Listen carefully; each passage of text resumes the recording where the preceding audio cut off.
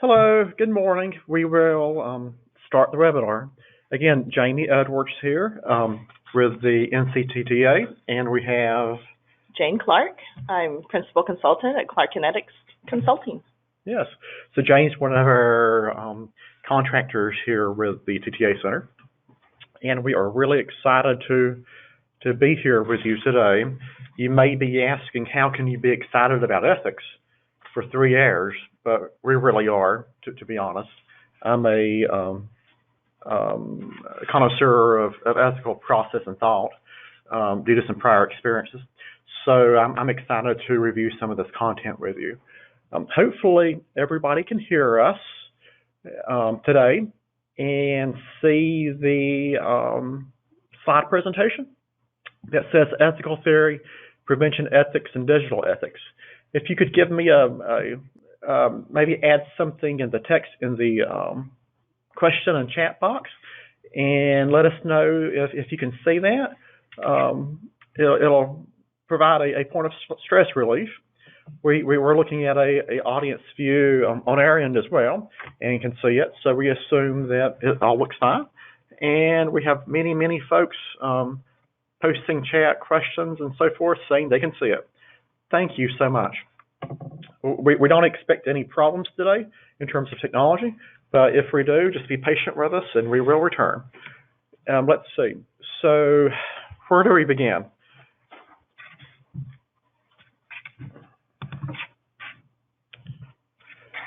Again, Jane's with us, and I'm Jamie, and we're really happy to be here with you. One of the reasons why this webinar is scheduled for 3 hours is to help meet the certification requirements for the licensing board. This is one of the primary visions. Another vision is we wanted to take a different approach with this event, where we talk about prevention ethics related to prevention practice in general. But before that, we felt as if it was necessary to talk about ethics in general, ethical foundation and theory, and some of those things maybe that you haven't talked about in a really long time. Plus, on the back end, digital ethics, and the growing importance of digital ethics topics in our communities and when working with adults and especially youth. This is a growing concern and area for all professionals, especially those of us who do work with minors. We have some goals, of course. These goals were published in the original announcements for the webinar. First and foremost, to provide an update for substance use professionals regarding ethics in general, ethical processes. We will discuss applied ethics versus aspirational ethics.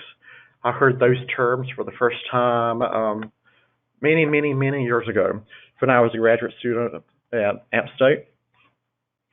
We will look at the history of classical thought, ethical thought, and how we can apply those thoughts in the professional setting. We will be discussing ethical thought processes in the modern prevention setting as well. And as I mentioned just a moment ago, let's start talking about and considering appropriate ethical practices in the modern time, especially online,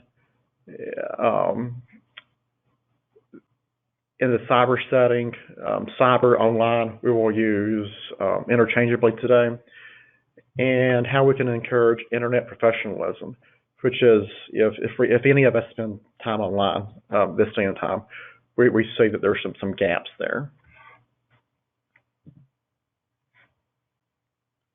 Moving on to the objectives, we do want to look at why ethics matter. We will discuss, just really briefly, 3 basic approaches to ethics. We will look at applied ethics to aspirational ethics, the differences in how we get from one point to another. And again, this is where I will take the first part of the webinar. Then Jane will pick up the prevention ethics piece, the role of ethics and in prevention practice. We will look at the variety of codes of ethics that's generally applied to prevention and human services and substance use professions. And we will discuss something that's easier said than done, effective decision-making processes in the prevention field when we face ethical dilemmas. Then I'll pick things up for the last section, understanding intellectual property and copyright and so forth in the professional setting. Best practices in terms of social media presence in working with minors. And we'll take a look at initially digital literacy standards as they apply to ethics as we go along.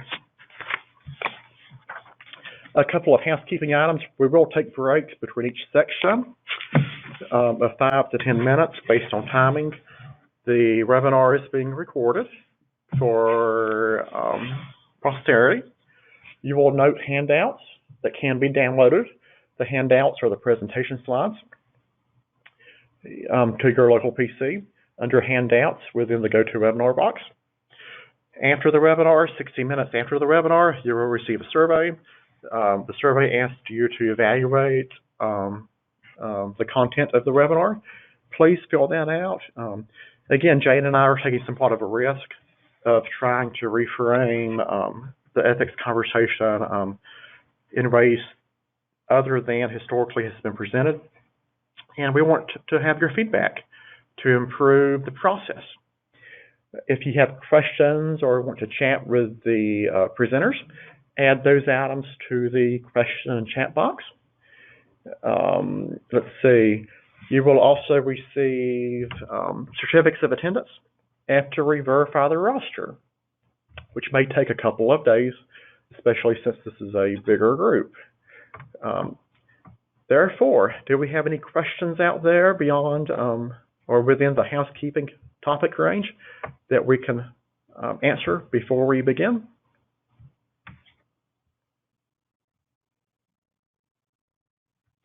Okay.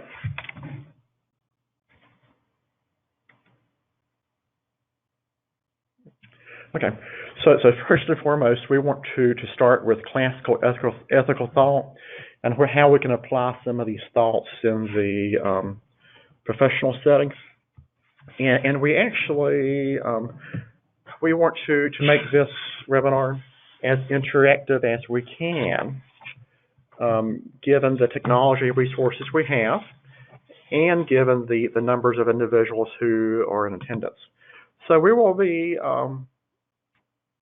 asking for audience participation using the chat box and using a poll survey system that we have. And this can be an opportunity to help Jane and I guide the process, but also for us to kind of see where each other is related to this topic. And we have a few questions.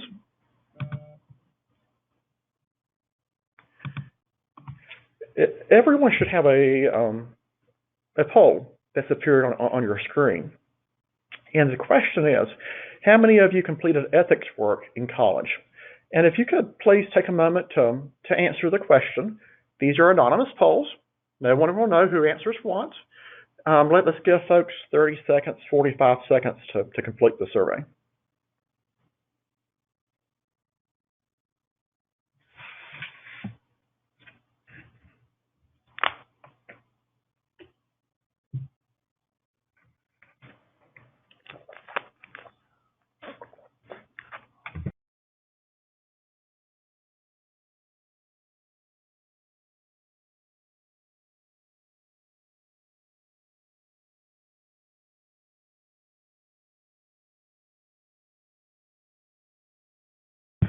Okay, so we have 80% who have voted so far, so we'll wait just a few more seconds.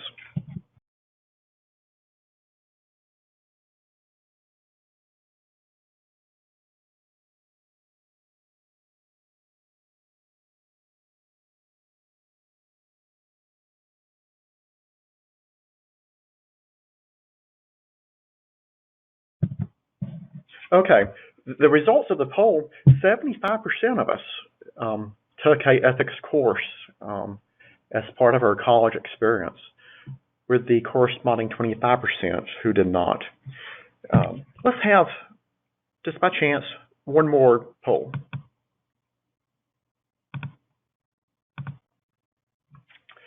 The second poll, those of you who took a ethics course, 75% of you that answered yes.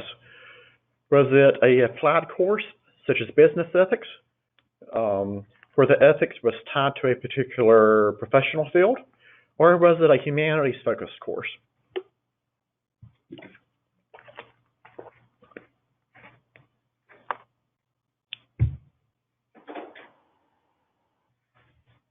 Thank you for the 45% who have voted. We'll wait just a few more moments.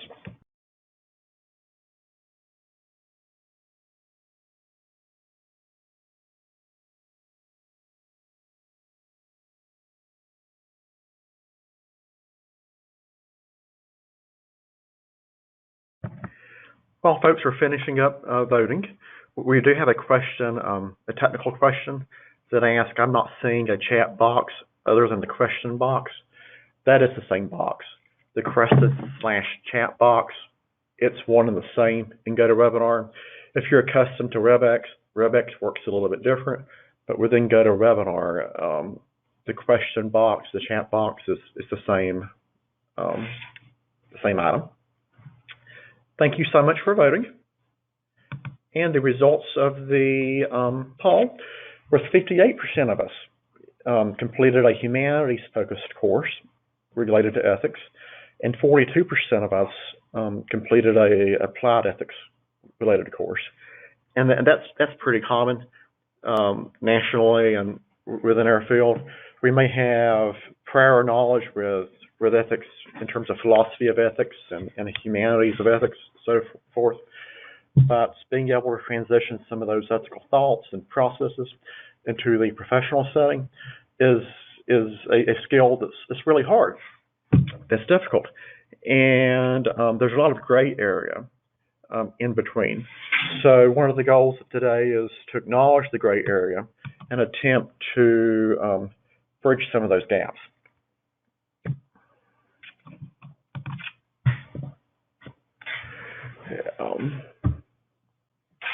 Ethics is yes, no. Let's continue with our polling for just a few minutes, and before we regain a lot of steam with our content.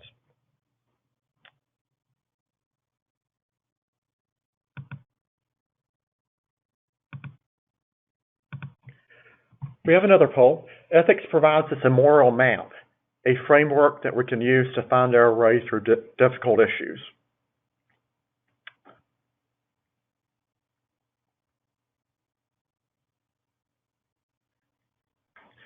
Yeah, by far, the answer is yes to that one.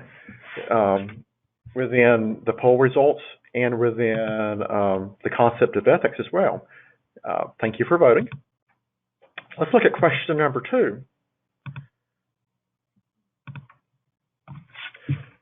Ethics doesn't give us a single right answer, just a set of principles that can be applied to a particular case.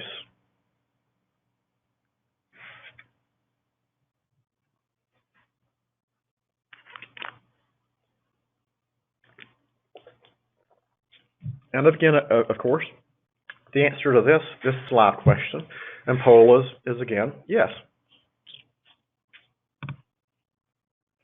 We have a third and fourth question that correspond to the slide materials. Ethics can give several answers. A level of ambiguity can be present.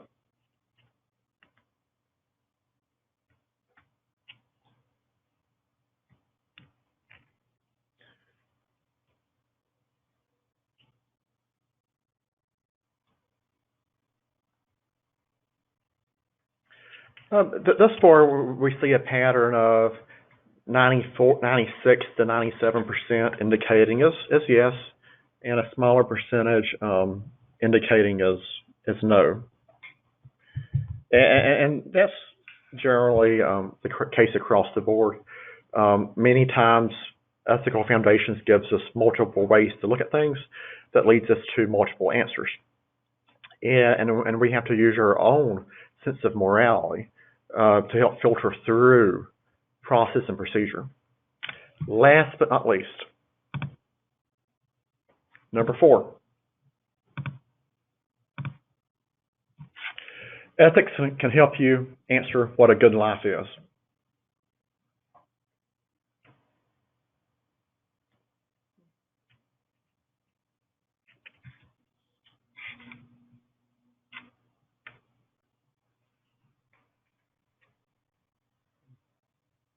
We'll give folks just a few more minutes or a few more seconds to vote.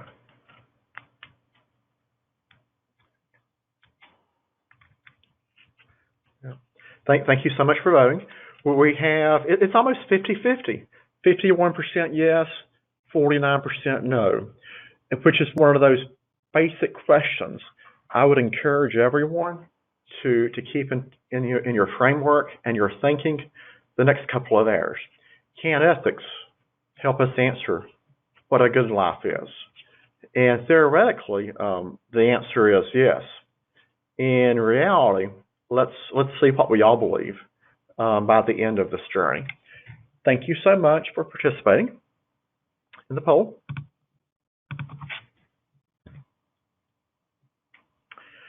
So we have a initial slide here that says, what is ethics and why should you care? Many people and many theoretical approaches indicate that ethics and morality are the most basic parts of life, but it's really, really hard to understand how to talk about them. How do you talk about something like ethics? How do you talk about morality without inferring judgment? And how do we sidestep conversations that may appear to be associated with ideas such as good, evil, right, or wrong? It's a really, really hard topic. I'm not sure anybody can really discredit the importance that ethics plays in our daily lives.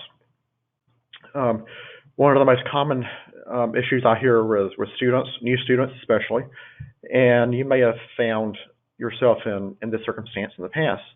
How many times do we want ethics to be a series of check boxes or a manual where we simply look up the issue and it's on page 62, and page 62 through 64 tells us exactly what to do? That really doesn't exist, does it? But there are ways that we can talk about ethics that hopefully makes things more interesting. We can ask questions such as, what is good or bad? We can look at questions from not only our perspective, but the perspective of others. We can learn as much from the views of others as our own views. And we must remember not to discredit the views of others just because we don't believe in that particular approach. So I would really like to say that today's topic is always exciting and always keeps attention, but that would be a lie. For some of us, it's much more exciting than others.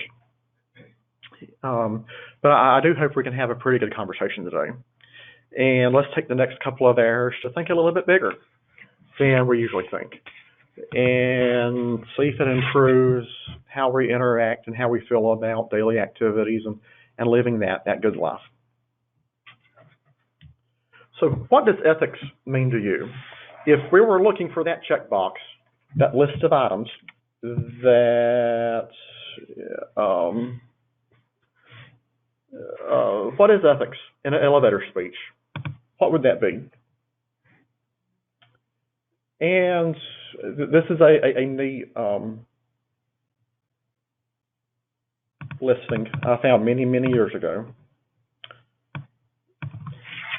and basically emphasizes many of the points that we've discussed already and that Jane will continue to discuss in each section.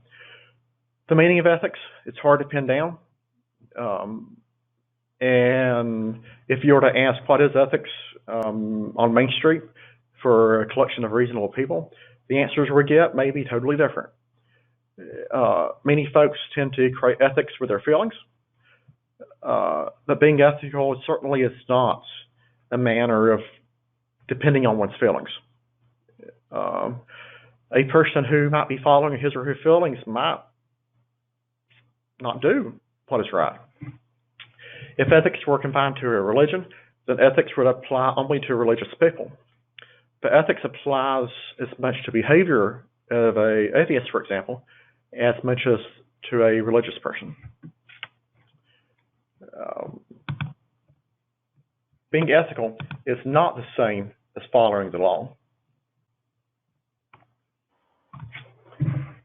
The law often incorporates ethical standards to which citizens must obey and subscribe to, but laws, like feelings, can deviate from what's ethical.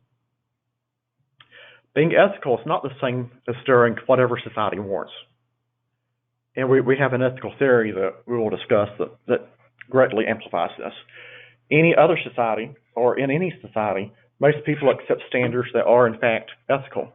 The standards of behavior in society can deviate from what is ethical, meaning just because society believes in something doesn't necessarily mean it's ethical. If being ethical is doing whatever society accepts, then anything and everything could be considered applicable or allowable. Let's see. Ethics refers to standards of right and wrong that prescribe what humans ought to do, usually in terms of rights, obligations, benefits of society, fairness, and virtues. Ethics, for example, refers to those standards that impose reasonable obligations to refrain from certain human acts, such as rape, stealing, murder, assault, slander, fraud. And last but not least, ethics refers to the study and development of one's standards, your own personal standards. Feelings, laws, and social norms can deviate from what is ethical. So it's necessary to constantly look at your own standards to ensure that they're reasonable, that they're well-founded, that they're not reactionary, based only on feeling and only on one's sole perspective. Ethics means continually studying your own beliefs and how you perceive life in general.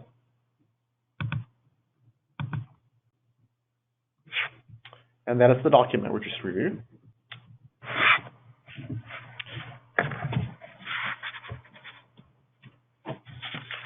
So there's some basic thoughts about ethics.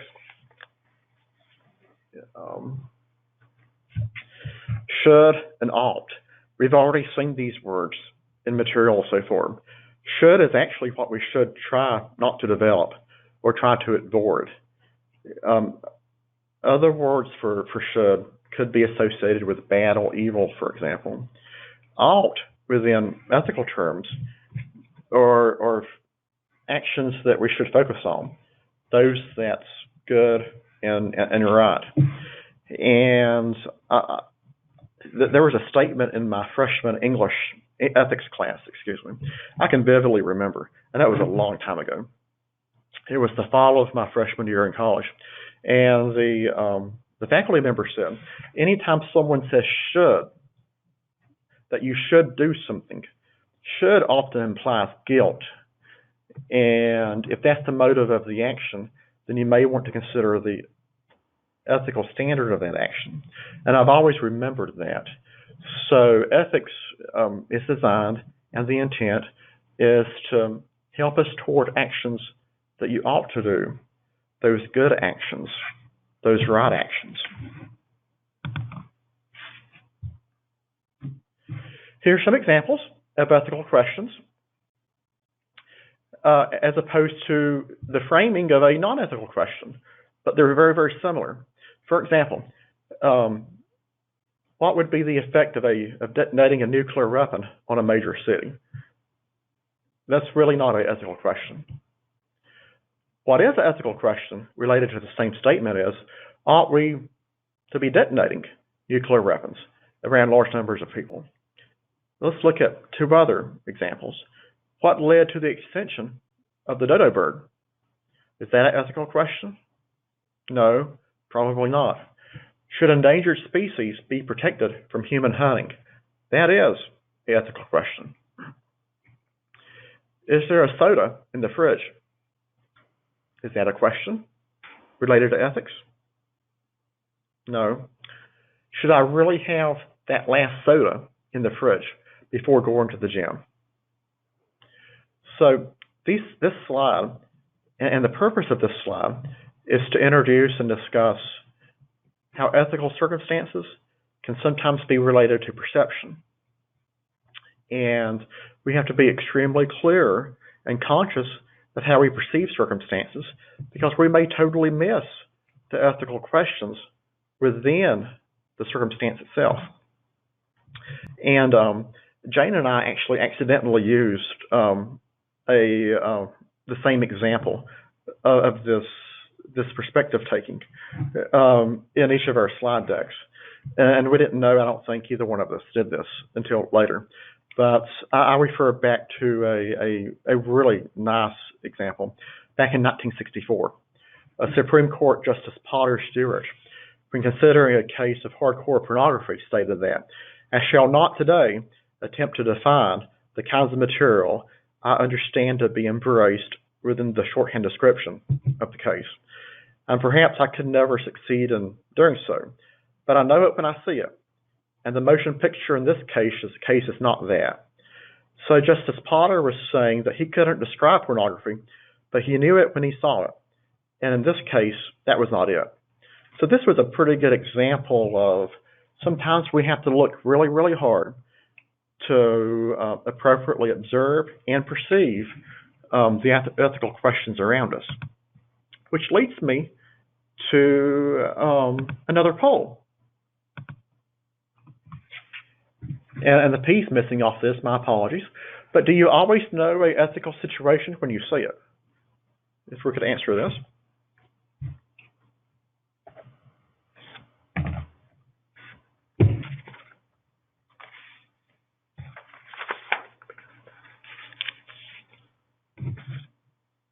Okay, we had 49% voted. Thank you so much. We'll wait just a few more moments.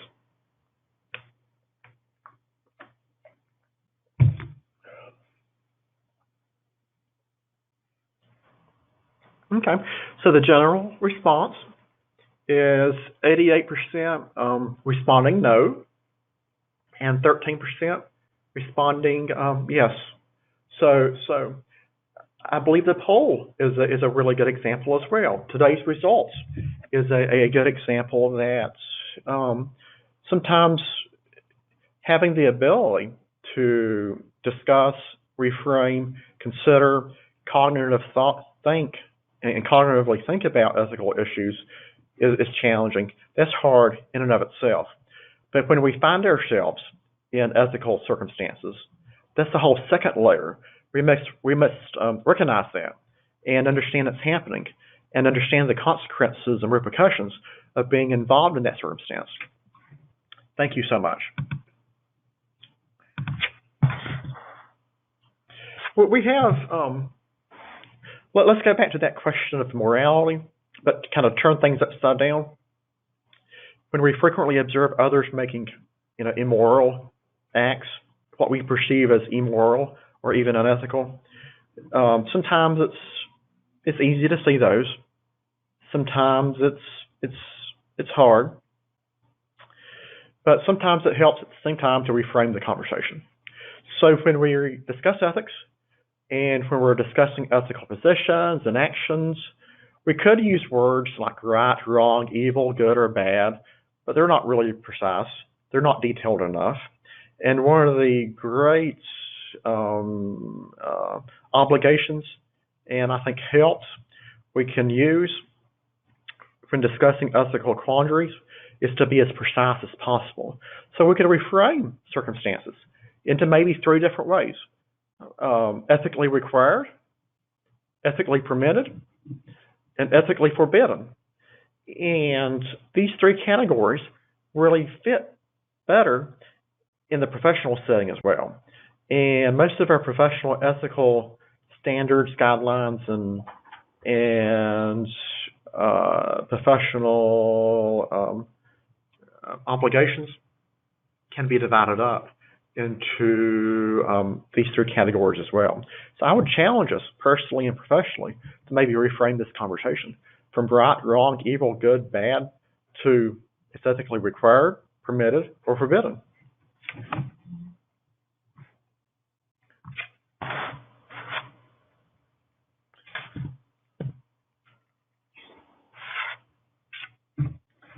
I think we have a comment, so hold on. Thank you, John. John's helping us track comments. Thank you, John. He's our chairing committee today. Because we have to understand the context for more than one perspective or point of view. Exactly. Thank you, Deanna. Exactly. So why be ethical? Let's drill it down to the bottom. It pays off. Living in harmony with others is certainly a goal for most of us, we hope. And number two, you will live a life of integrity. And what is integrity? I don't necessarily have a poll question built for that, but if folks want to share their definition of integrity in the question chat box, I would like to share those anonymously with the group if we can. To me, integrity involves a state of like wholeness or completeness. It includes being having a commitment to ethical principles, having an ethical character. It involves understanding what my ethical boundaries are, personally and professionally. To me, that's what integrity means. Let's see, we do have a few comments. From the inside and outside match, most certainly. Thank you so much. Something my great-grandmother told me when I was 4 or 5 years old. She told me, even if no one's looking, act like you have some common sense. And for a 4-year-old, I didn't necessarily know what that meant. And that was her homespun language of a 75-year-old at that time. But it's very true. Even when no one is looking, make sure your actions correspond to what you believe in. Some other comments: keeping one's words, a level of self-respect, and the way we project towards others, not compromising your values. Grandmother's terms are always confirmed. Thank you, Kelly. Very, very true. And I'll lead back to my great-grandmother's comments. Is ethics only applicable when someone's looking? Only in public? What about when nobody is around and we make those questionable decisions? Does it really matter? If ethics is defined as a series of moral principles, and those morals is devised and created by how we perceive the world and how we interpret ethical thought and theory, then it probably applies. Ethics probably applies when no one is looking. So ethics is a collection of views and a collection of values. And how can we act ethically, publicly or privately, if we don't know what we believe? If we don't know what the meaning of life is for us, for our families, for our communities, and those around us? Is there a question between ethics and an ethical person, which is one of those great ethical, philosophical questions of all time that we will continue to sprinkle in the remaining part of this webinar. And let me repeat, is there a difference between ethics and an ethical person? I would say no, but that's just, again, one person's perspective. Yeah. So we have a few more comments before we move on. Thank you. Let's see. Those values change over time.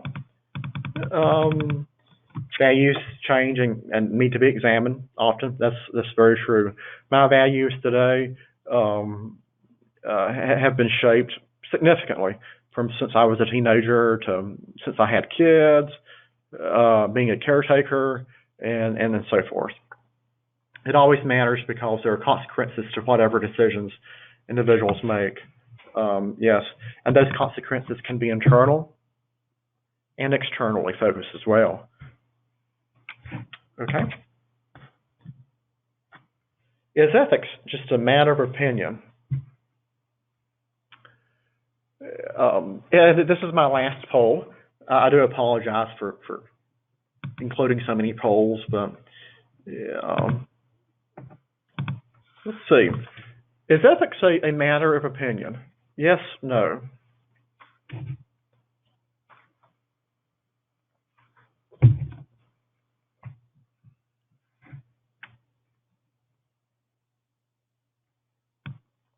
Thank you so much for voting.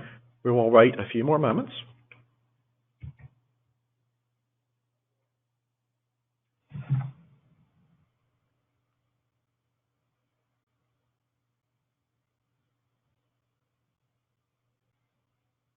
Okay, so we have 71% that says no, about 30% that says yes, and this is one of those enduring questions that ethical theories at large attempt to answer.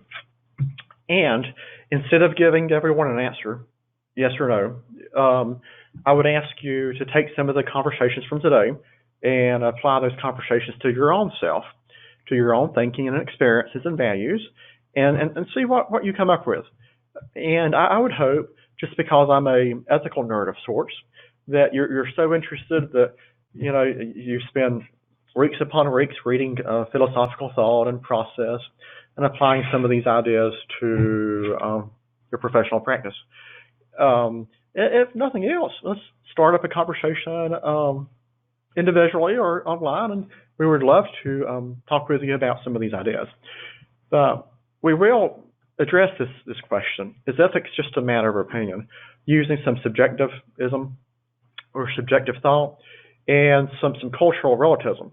Those of you who want to pull back and look on the bookshelf of your college textbooks and pull out that ethics textbook you may remember from that humanities or even the business ethics course you took, for example. This was probably covered in the first couple of weeks of your class. So let's start digging in to these ideas. First and foremost, fact versus values. Let's clarify for sure the differences. A fact tells us how the world is.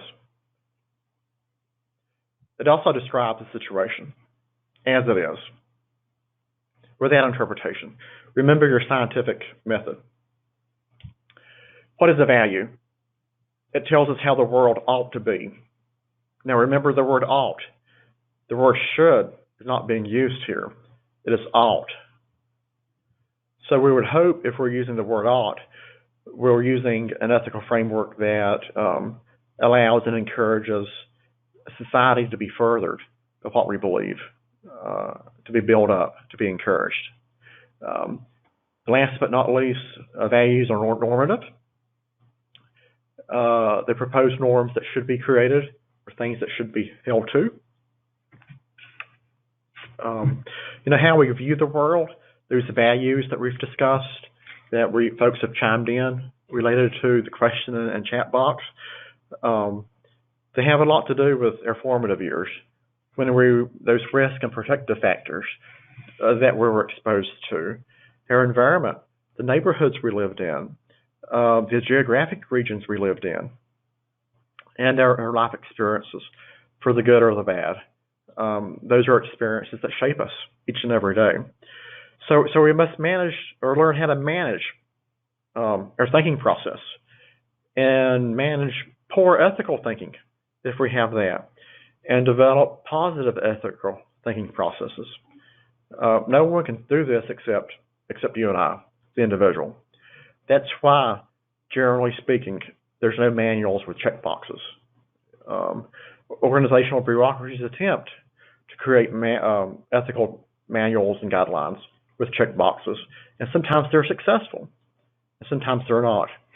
But especially with my past supervision of students and human service professionals and folks in the clinical setting that I worked with, seldom were those checkbox ethical issues the ethical issues that posed us problems. Generally speaking, it were ethical issues that we never saw coming, that because of our perspective and maybe our values, we didn't fully appreciate until it landed in our seats and we were asking, I'm not sure how we ended up here, and I'm not sure what we're supposed to do. And for those circumstances, assuming or expecting answers to be provided via a checkbox in a particular manual is really unrealistic. So let's move it on.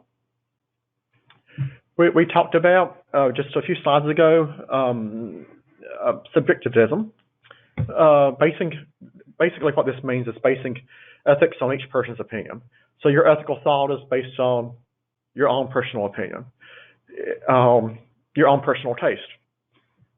I will not read the slide to you, but please take note of the material in bold. When you're using this approach, subjectivism, or those folks think that at no point are you ever talking about what's right or wrong for the other person. Instead, you're just talking about yourself only. So right or wrong is all within your thinking. And how this impacts those around you is irrelevant.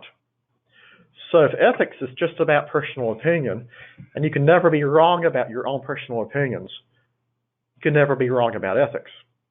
Therefore, the next logical thing is, if you're never wrong, you're never unethical. You're always ethical. And the question would be, if you're always right from your perspective, and John and Alex and Amanda and Jane sitting beside me here, eventually that will make everyone else wrong, just because I'm always right. So that's one basic, really big framework of this approach. It does get some things right.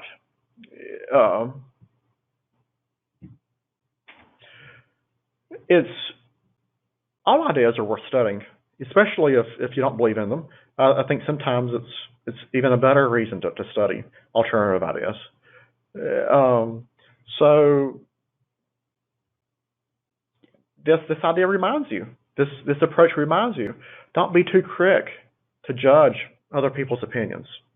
We could learn something from those opinions. And just because a theory has many failures doesn't mean that ethics is not part of the conversation or the opinion. So let's take a look at this approach and see what we can learn from it and how we can improve our ethical thought by considering these ideas and the limitations.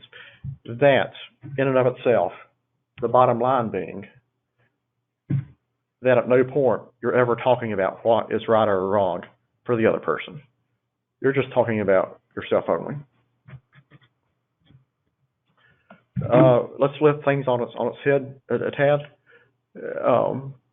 Cultural relativism.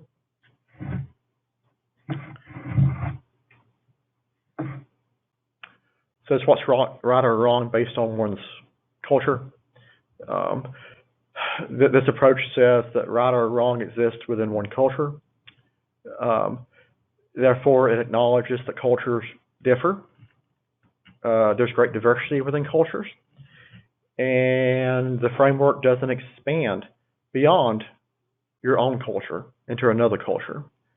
And there's a measure of acceptance and belief of outside one's culture.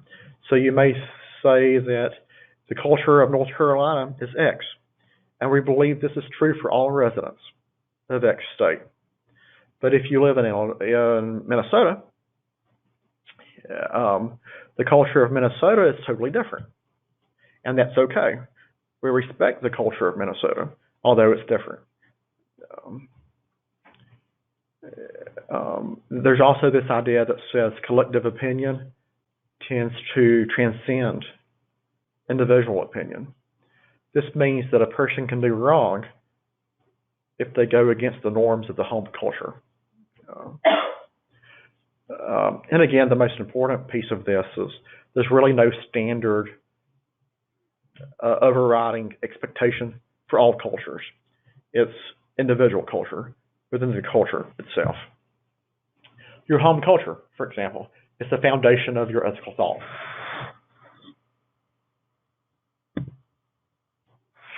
A few limitations. This is an easier conversation on paper than it truly is. What if you belong to multiple cultures? What if you belong to the culture of North Carolina on the coast, with only individuals who like to put their feet in the sand,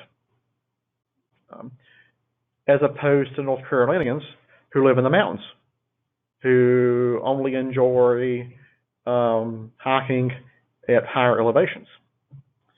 So you can have subcultures within cultures that impact ethical thought.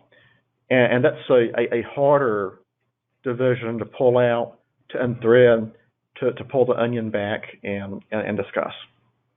And more of a rhetorical question, think about the cultural groups that you belong to, how they impact how you perceive values, morality, ethics, daily living, and so forth. I would be willing to believe that most of us belong to multiple cultures and perspectives. And again, culture in this framework is much more than ethnic origin, but could also be a multitude of group representations.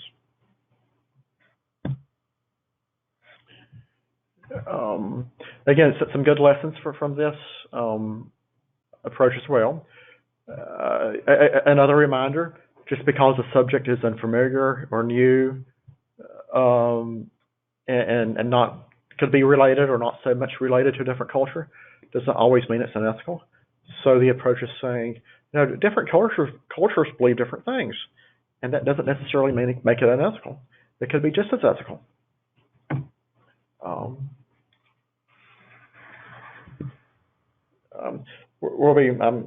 getting near to the end here for our break, and we can talk about for weeks and weeks and weeks.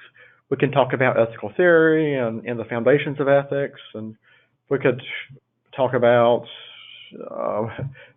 there are dozens of ethical theories out there, of classical thought, of modern thought, and still not get to the application and aspiration part of ethics in the professional setting.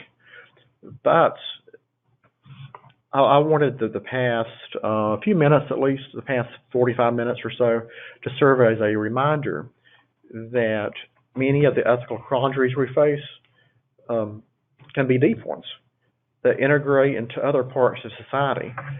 And if we don't take time to think about the implications, the details, the process, and just assume that this is a ethical issue that you're facing professionally, and it's only a surface form, then that could be an opportunity that we're placing ourselves in jeopardy and at risk. That we need to slow down and slow time down, as I would share with clients in the past. And let's pull the onions of the layers of the circumstance back, and really consider the circumstance for what it is, how it impacts us, how we perceive the circumstance, and how the circumstance impacts others, and how others perceive and believe and their values about the circumstance. So again, it's hard to say there are right or wrong answers with this topic, because many times and frequently there is not. I would be remiss to not to mention the three major schools of ethics. There are more than three, especially within modern thought, but these are the three that's most common that you may remember again. Consequentialism, deontology, and virtue theory. The examples, if you're not a student of ethics, could be a bit vague, but let's go down to the description. The first column says, if an action is right and it promotes the best consequence, then it should be implemented.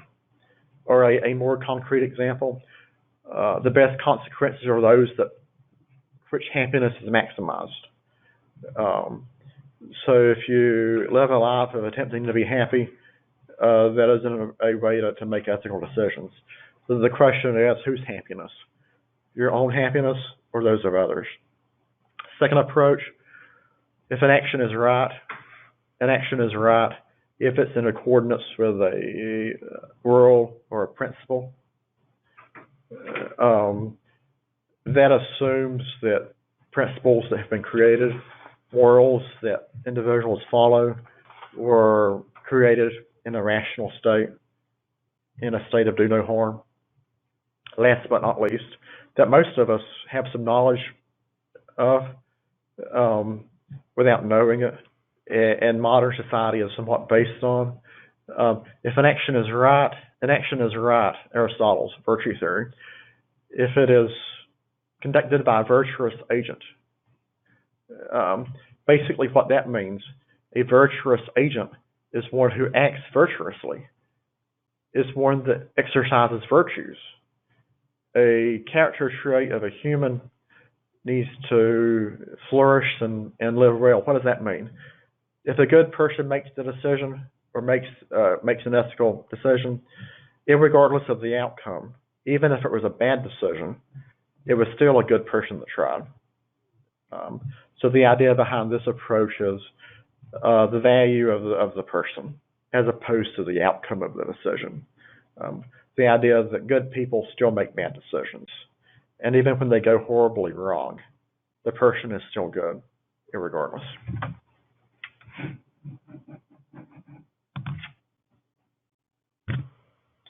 Okay, so it's 10:56, and before we take a break, do we have any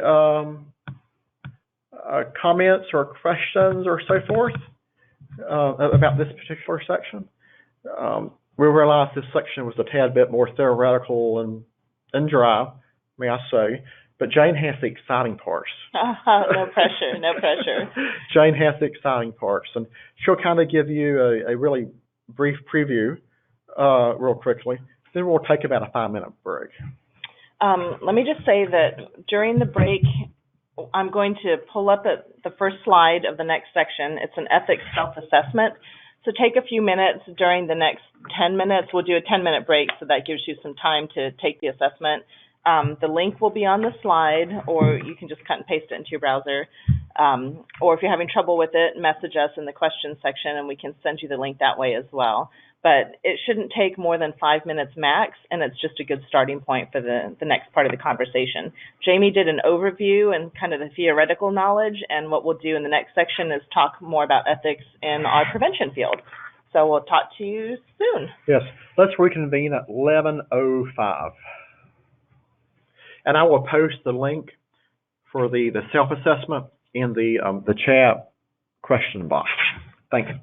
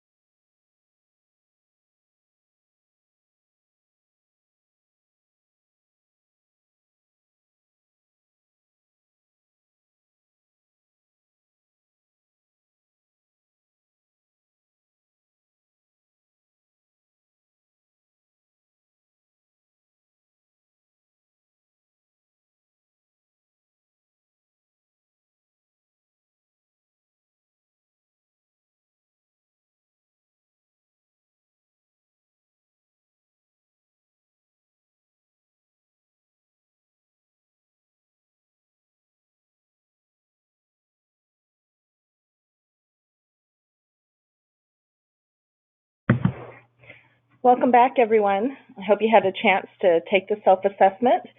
If not, go ahead and take a few minutes doing that while we get started. So for those of you who don't know me, my name is Jane Clark. I have been a preventionist for over 15 years now, which still blows my mind when I say that out loud because it feels like yesterday that I started as a prevention specialist. I have worked in prevention at the local agency level. I've worked at the state office. I've worked for a multi-state regional office, what used to be the Southwest CAPT, the Center for Applied Prevention Technologies, and I've worked on tribal and federal projects. So I have the interesting perspective of having seen or done prevention at each of those levels and see where the similarities are, but also where the differences are.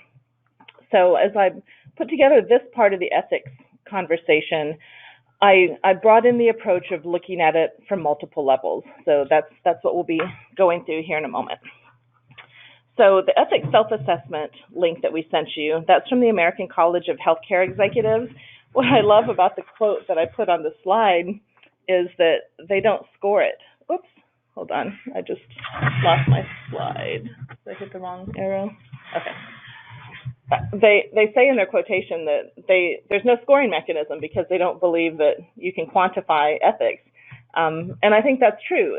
It is different for everybody to some degree, but then there are also expected rules and cultural norms and so on. So how can you score or quantify whether you're an ethical individual or not?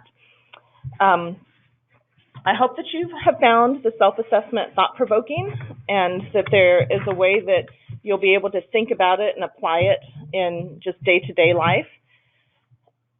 The idea is once you've finished it, it's suggested that you just review your own responses, note which questions where you answered usually or which ones you answered occasionally or almost never.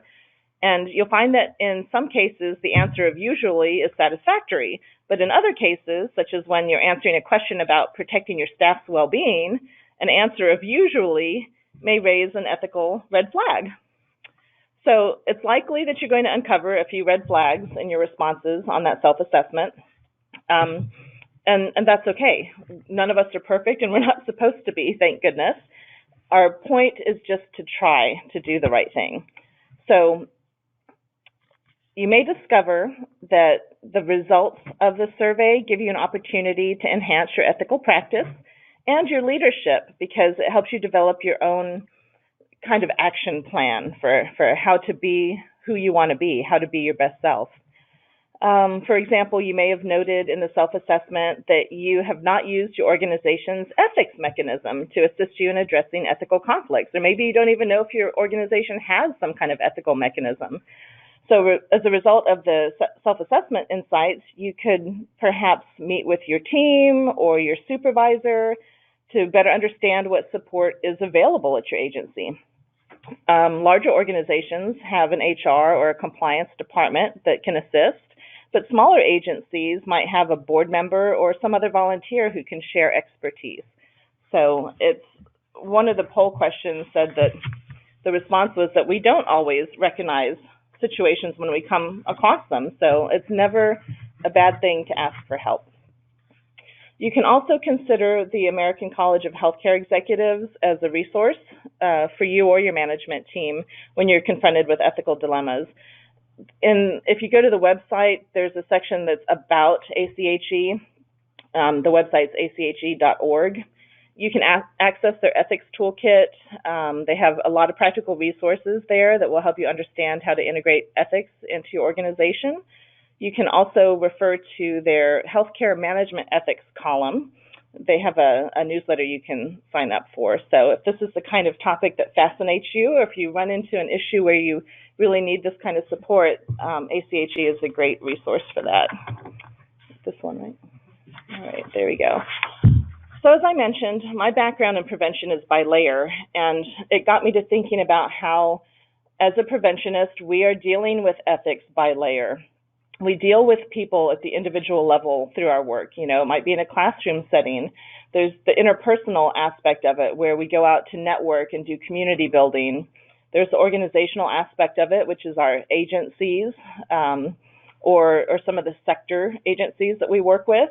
Then, of course, there's the broader community that is impacted by the type of work that we do, or that our work is in response to needs of the community. And then there's also the policy level. So ethical principles are applicable at each of those levels. And today, due to time, we'll look at policy, community, organizational, and self. So I have a quick story related to this before we go into the next slide. When I went to graduate school, what I thought was going to be my next step was law school. And then I took my first law class, and I discovered very rapidly that law school was probably not the right match for me. The first day of class, my administrative law professor said, "You need to know that law and morality are not the same thing, and they don't necessarily go hand in hand."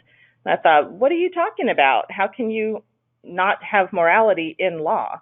Well, part of it is law is rationality, and morality involves some subjectivity and some emotions, like Jamie was talking about earlier. So I'm glad to say I got an A in the class, but the way that I passed the class was by doing the opposite of what I felt was the right thing to do. So law was not right for me. It's not putting it down for others, but going against what felt right to me to be able to achieve the proper ethical, legal result was just a really difficult standpoint. But what it boils down to is that law is about what you have the right to do.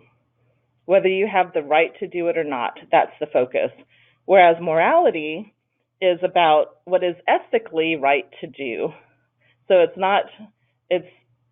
it's about the right or wrongness, or any variation of those terms, such as Jamie went through earlier, but the law is about having the right to do it, that you should have the right to misbehave. So that's one way to look at it.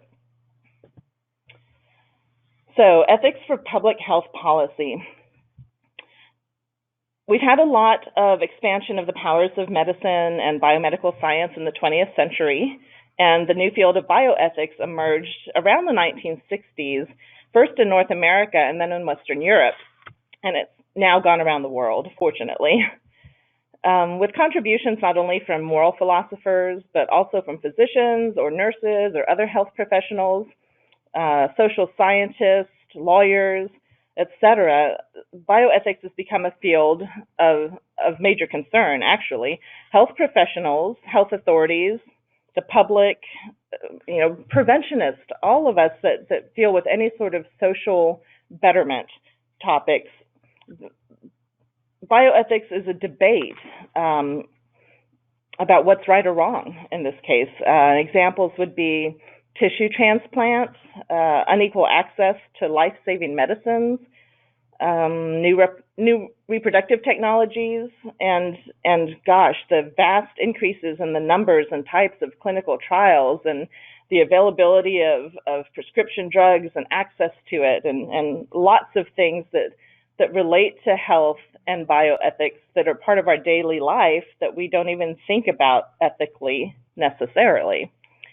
So interestingly, there's been abundant analysis, and there are a lot of guidelines that have been produced about ethical issues in healthcare and in research. But until recently, the field of public health, which is kind of where we fall as preventionists, until recently, that field of public health has really received very little attention among ethicists.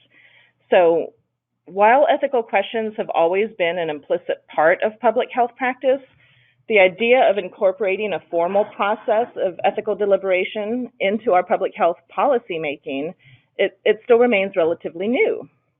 So as the ethics of public health receives more attention, there are new paradigms and new methods of ethical analysis that are being developed, or that still need to be developed. So in particular, whereas medical ethics has traditionally aimed to protect individual interests in the context of, say, physician and patient relationships, public health ethics focuses on the design and implementation of measures to monitor and improve the health of the broader population. That's why this fits prevention. We are looking at population health. We're looking at the community at large, not just the individuals. So public health ethics must look beyond just healthcare per se and consider the structural conditions, or what we would call environmental strategies and environmental factors, We need to consider those factors and the social and economic determinants that promote or inhibit the development of our healthy societies. So incorporating ethical analysis into public health raises many, many challenging issues. For example, what does ethical analysis add to the public health beyond legal or public policy analysis?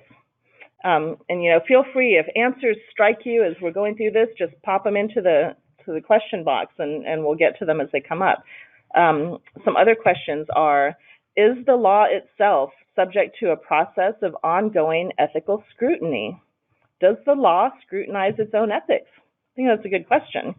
Or when ethicists appeal to values, who's deciding which values are worthy of protection, or how those values should be prioritized in cases of conflict, especially? How should ethical analysis address the tension between universal principles versus culturally specific principles, and find common ground among individuals from diverse cultural backgrounds?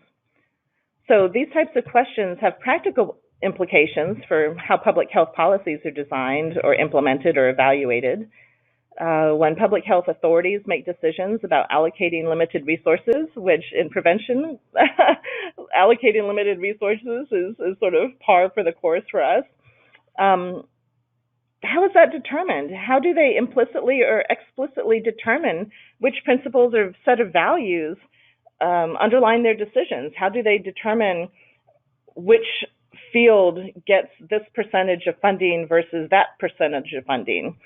Those types of decisions vary according to the processes by which they're made, but also to what extent the public or non-governmental or international organizations, national or regional governments, those types of decisions depend on the participation of all of those organizations in the overall process. Oh, sorry, there we go. All right, thank you. So ethical practice for policy analysis. Now, I know not every preventionist wants to or likes or enjoys doing policy work, but it is a large part of our field, especially with environmental practices, and it's something to at least be generally versed in. And for those that have a talent for it, it's definitely something to run with, because you become the voice for people who don't know how to do that kind of advocacy. So, ethical practice for policy analysis. Living an ethical life requires that we show concern for others, not just those who are close family members or friends, but showing concern is just caring about or showing an interest in the lives of others. When people devote their lives to working with and advancing the interest of the poor, they demonstrate exceptional levels of concern for others. But without making that level of sacrifice, many people, through their work or their philanthropy or their acts of altruism, many people do an enormous amount to help others live better lives. Preventionists often choose their vocation because we're concerned for the lives of others and we want to make a positive difference in the world.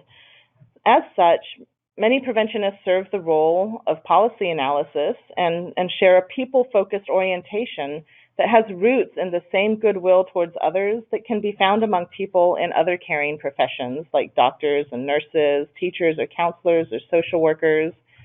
But the day-to-day work of policy analysis can become rarefied and removed from the lives of those who will be affected by the policy change. This suggests that the value for preventionists in participating in policy analysis and policy change is we get to share our exposure and our expertise of communities and to communities and apply them to policies that will affect change for the better. I had mentioned my background, that part of my time I'd worked at a state office and then I ran a regional office, a prevention office for SAMHSA. What I had thought was that I wanted to take the next leap and work at SAMHSA itself. But what I realized in working at just the regional level and interacting at SAMHSA at a regular basis, first of all, I mean, they're just people like we are doing their jobs. We're all in it together, no matter what approach we're taking to doing the prevention work. But what I realized pretty quickly was that at the federal level, you're very far removed from what's happening at the grassroots level. And so developing policy and analysis and new bills and new practices, those types of things very quickly become philosophical or intellectual debates. And there's not a connection to what actually works or matters or is feasible at a local level. So that's why preventionists at our community or statewide levels are really important, because we're the voice for the people in our communities who don't know the advocacy process or don't know how to impact policy, or that they even have an option to do that. Prevention's shaping policy it's a role that closes the knowledge gaps for government decision makers. So the example of SAMHSA, when we would bring members of our local coalition to the legislator's office. Some of you have been to the CADCA conference, which just happened a couple weeks ago, one of the national prevention conferences. There's Capitol Hill Day. And the idea behind getting our local preventionist to Capitol Hill, and it doesn't have to be in DC, you can go to the legislature at your home state, but the idea is you represent the local input, you represent the local voice, and government decisions need to include that perspective. Let's see. There are many choices when government officials develop policy reports and present their advice and so on. So preventionists face choices to the extent of how they consult with their stakeholders during policy development process. Even when requirements are made for consultation, everyone knows that stakeholder engagement can be perfunctory. So it might be difficult to get input from our coalition members or from a community meeting at large, but it can also be difficult to get our legislators to listen. So part of the role of preventionist and policy engagement is basically being that squeaky wheel and moving things ahead, making the policies or the need for them or the issues and the data and the priorities, bringing those things to the forefront so that even if we don't see immediate results, we will see results over time, ideally. Sometimes, basically, among other things, preventionists, we ethically must strive to promote the outcomes that are good for our communities. That's the ethics tie-in. I have a couple of questions here, so pardon my pause as I look at them. The comment is, I have found this to be true. Thinking of potential unintended consequences of policy development does not seem to occur in an open format that could benefit from more discussion. Absolutely. A lot of times policy development seems to happen behind closed doors. That's not just at the government level. It can be at your agency level. It can be at a coalition who's planning for their community, but they haven't, had a new influx of community members in 5 years. So that was a very true statement. And again, part of our role as preventionists, part of our ethical role as preventionists is making sure that we bring the voice for the voiceless. I have a story about, it was a community organizing session. This was in Charlotte, and it was basically an urban planning group. They were holding these meetings all around town. It took place over 6 months. I went to one on just one of the quadrants of town. And one of the questions that came up, they were talking about urban development. And what was happening in the conversation was the planning discussion was laying out on the map their goals and ideas without realizing that the way that they were proposing certain structures and streets was geographically cutting off minority populations. They didn't even think about that. And because of that particular venue I was in, there were not a lot of minority attendees there.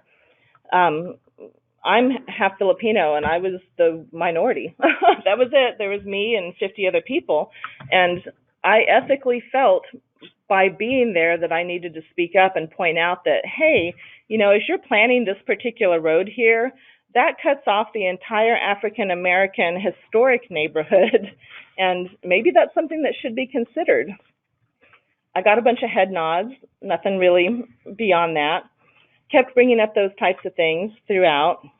I have to tell you that probably the fourth or fifth time I brought it up, one of the people in the group looked at me and said, okay, so we know that she's going to say something about the minority needs and we need to acknowledge that. I'm like, oh, all right. Not, at least they're thinking about it. But I have to tell you that the person who made that comment was the same person who also suggested that a way to solve the traffic problem and commuting into uptown Charlotte was just to have helicopter rides from the south side. So I figured if she was that disconnected from local community needs, the fact that she was thinking about minorities at all, even pejoratively, in this planning conversation, that was still a step ahead. And I felt like I had fulfilled my ethical duty to bring up points that maybe would not have happened in this community planning conversation. So this model for decision making, we'll revisit it at each layer of the ethics discussion over the next 30 minutes. At this level, we're looking at policy. So these are the questions to ask yourselves. They're on the slides. I won't read you each one of them, but I'll go into a little more detail instead. So for policy, who is the decision maker? And, feel free to type in as I'm talking. I'd love to hear all of your ideas and comments and catch the gaps where I've missed something. For policy, who is it? Who has the power to decide? Who is accountable for the decisions? And what is the issue or conflict that would face the decision maker? Well, for policy, the decision makers are probably legislators or government officials. How about the facts? What are the facts? Do you know enough to make a decision? Are there any practical constraints to the decision? Who are the individuals or groups that are affected by the decision? For policy, the facts are where preventionists step in. We can influence policy by providing and knowing the facts of the issues that we promote. We're knowledge bringers, and knowledge is power. Next up is options and consequences. So what are my options and their consequences to stakeholders? And who are the stakeholders anyways? And what courses of action are available? And what are the likely consequences to the stakeholders? Well, as preventionists, we can provide and know the statistics and consequences of substance use disorder. And we can discuss the consequences at financial levels, social levels, physical health levels. And that's our role. This is our area, our specialty area, and our knowledge and expertise can influence policy because we carry that information that a policymaker would otherwise not have. They don't have time to become experts in every issue that comes across their desk. Duties and obligations. So do my duties and obligations guide my decision? Does a legal rule or company policy or cultural norm govern my decision? If not, do I have other duties or obligations towards stakeholders? Well, as preventionists, we have many obligations to consider. We have obligations to our community and their needs, their greater needs, but we also have obligations to our agency and the grants and requirements we have there. And then we have obligations to ourselves as well, because our work is not just 9 to 5 behind a desk. It takes us into interesting parts of the community at all hours of the day. Okay. Next up is the decision and jurisdiction. This is another point where prevention expertise matters. So what is the decision and how would I justify it? Which option would produce the most good or do the least harm? Which option best respects the rights of the primary stakeholders, whether that's our community members or otherwise? Which option treats people equally or proportionately? Preventionists can help officials recognize and justify the issues that we promote and help them to recognize where the parameters are and see outside the box. And of course, everyone's favorite, outcomes and evaluation. How do we evaluate the outcome? How did the decision turn out for the stakeholders? If we confront a similar dilemma, would we recommend a different course of action? Are we prepared to revise our decisions in light of new information and circumstances? For us in prevention, we see the evaluation and outcomes through bills that might be passed or new ordinances put in place, new rules at public events.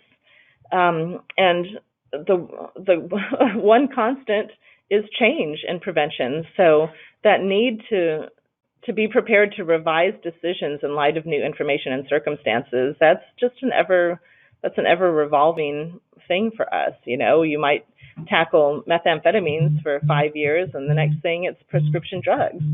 And it's up to us to stay informed and stay knowledgeable and informed decision makers at all levels. So, ethics at the community level. No matter what layer of prevention you're doing, it's really community focused. We're trying to make our communities healthier, and the communities involve the individuals and families, of course. So ethics at the community level is just hand in hand. This is the Supreme Court Justice that Jamie mentioned earlier. The quote, as you see up there, says that it's beyond doing what's legally right, and it addresses proper behavior. And that's the distinction that my law professor had mentioned early on. The law is about having the right to do something, and morality is about whether it's a right thing to do or not. So while the law provides clear responsibilities and limits to officials or other individuals that are responsible for planning communities, there's still a great deal of flexibility where individuals or groups must make judgment decisions in the best interest of their community. And being guided by strong ethical principles ensures that those best decisions are being made. That's where we come in. We're the Sherpas of good decisions for our communities, ideally. So therein lies the problem. People often have different and opposing ethical standards.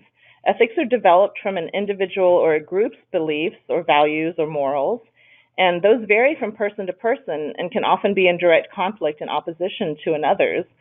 But that's where the preventionist expertise of their local community comes into play. You know the culture of your area, you know the challenges and the strengths, and that kind of knowledge, you can better shape what's going on because you already see the shape that it's in.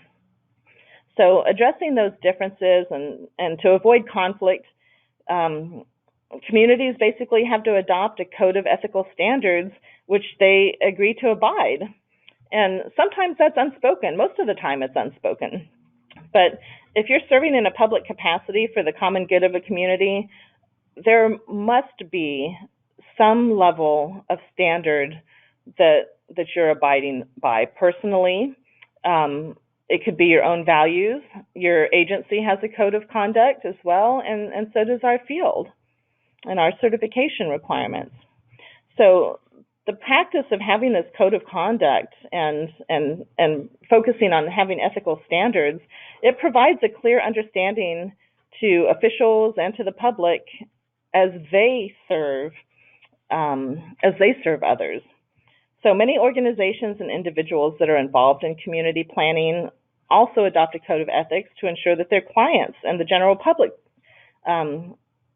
the general public that they serve are also recognizing that understanding is in place and that there's an expectation for them to abide by it as well. So ethical principles in planning continued.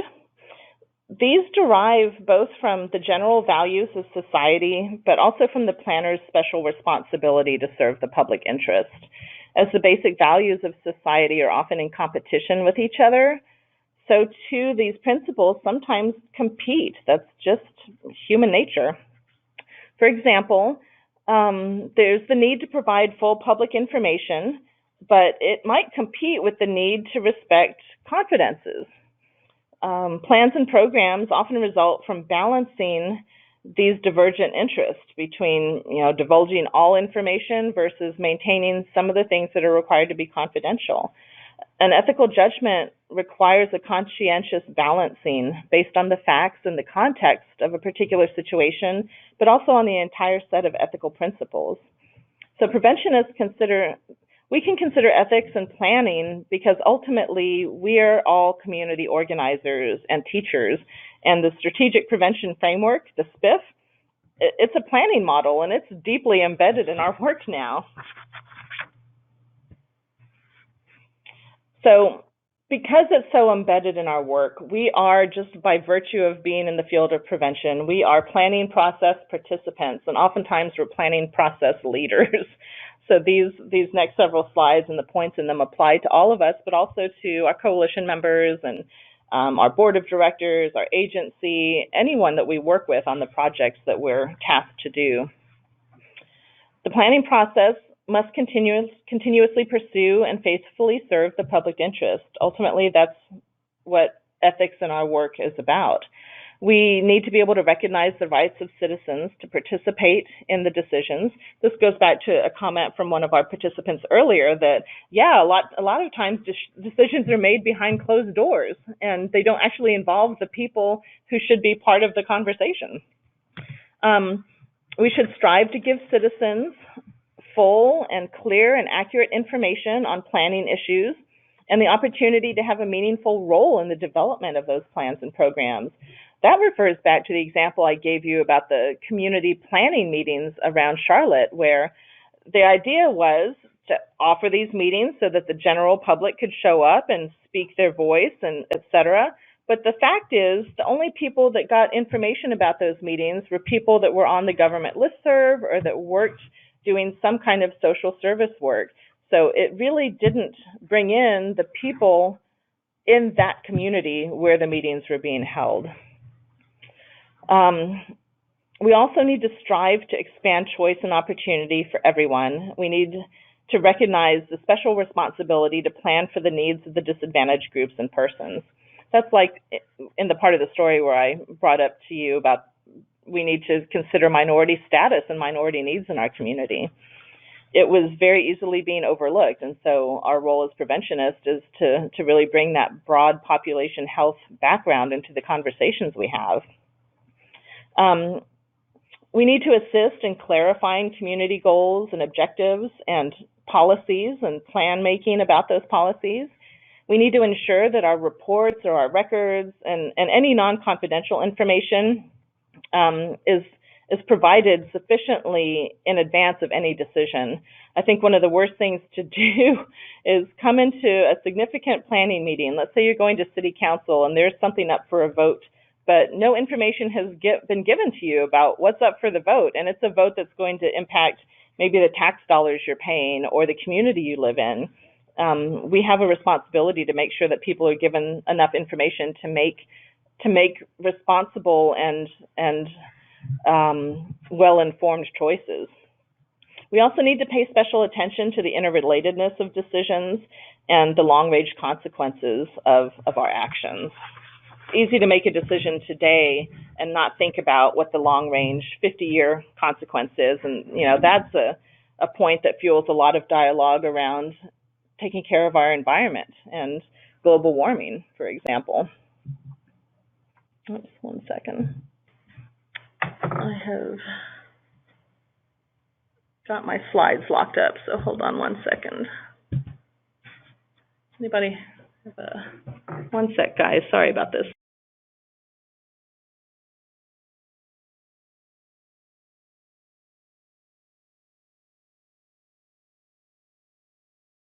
All right, pardon the technical difficulty. Back to the planning process, participant requirements, ethical roles that we have in there.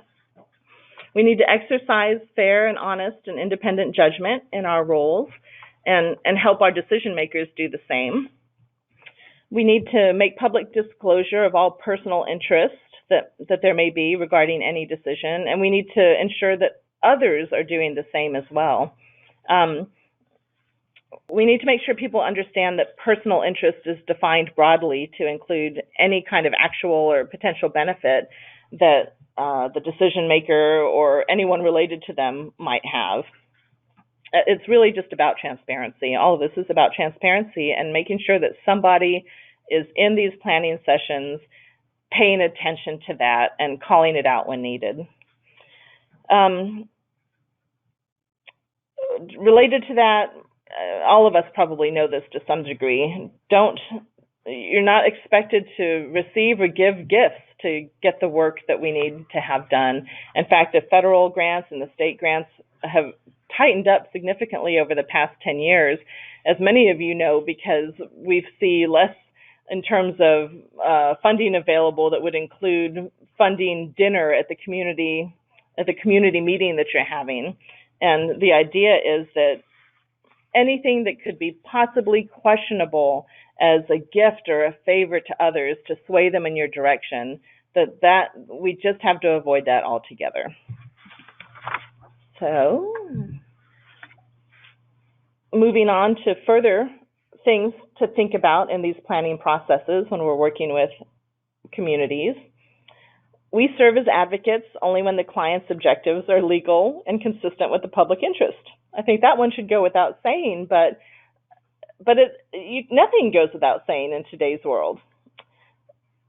We need to not just participate as an advocate on any aspect of a plan or program, but as an advisor and someone who can help decision makers with having the background knowledge to make the decisions that impact our communities.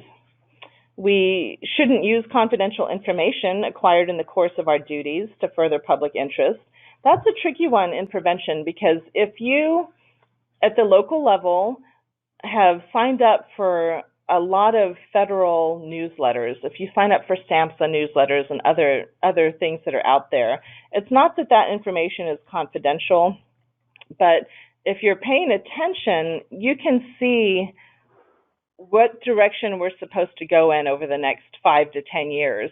And if you were an unethical individual, that would be sort of like insider trading. Okay, I know that we're going to go in direction A, so I'm going to set myself up for moving in that direction and benefiting from it. A way that confidential information could actually manifest, though, would be, let's say you're working on a state work group. You might know that a particular grant is being worked on, and you might know the action plan or requirements for that. There's information that happens in these broader settings that you might be a part of that people might not think about as confidential at the moment, but because you're exposed to different levels of planning, you might find yourself with more information than others that could either benefit yourself or your agency at a personal level, but nothing wrong with benefiting your community. But those types of things are where it starts getting blurred. So part of being a preventionist is just recognizing the different layers that we're in and acting accordingly. We need to not participate in any matter unless we're adequately prepared for it. I've seen too many times, gosh, this happens in our governance all the time, not just, local or state or federal level. It's just sort of par for the course for bureaucracy. Our politicians and our leaders don't have time to be experts in everything, and they might walk into a planning session or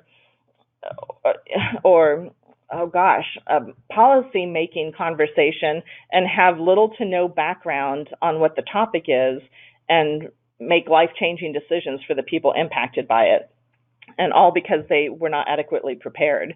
So again, a role for the preventionist is to be the knowledge bringer and make sure that our elected officials and anyone that has any kind of impact on our community, we want to make sure that they have the kind of information that's actually going to benefit the folks that we serve. So here's that model for decision making again. It applies at every level, so I encourage you to think about this as you come across different scenarios in your day-to-day work. So at the community level, who's the decision maker? It could be your coalition chair, your prevention director, it could be the city council. How about the facts? What are the facts? Basically, at the community level, the facts are that local solutions are best for local challenges. You know the facts for your area, and you're going to know them way better than SAMHSA ever would. They'd have a global approach, and you would know whether or not, immediately you would know whether or not that was feasible or not. So options and consequences. what are the options in the prevention side of things? Well, again, local knowledge is critical for addressing local questions and issues. How about the duties and obligations for preventionists at the community level? Well, we have multiple obligations. We have obligations to the community.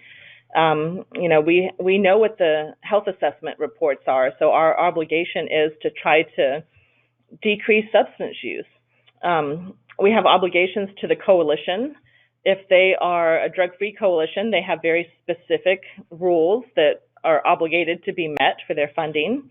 Our agency, we have obligations to our agency and also to the grants that our agency has for the same thing. The grants outline the objectives and specifics and the specific obligations in particular that we need to achieve in order to maintain funding and maintain services. How about the decision and jurisdiction question for preventionists? Basically, the communities we serve are delineated by the grants and contracts of our agency. So for decision making, the jurisdiction is where we are tasked to be or where we're funded to be.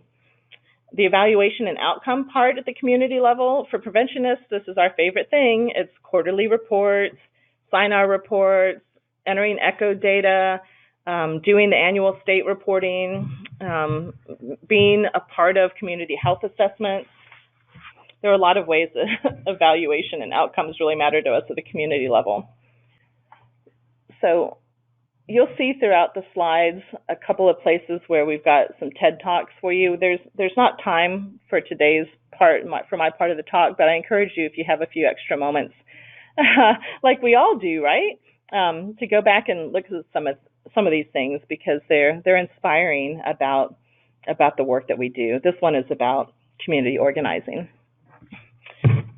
So moving on, ethics for your organization. I loved this quote because it's just true. 20 years to build a great reputation, 5 minutes to ruin it.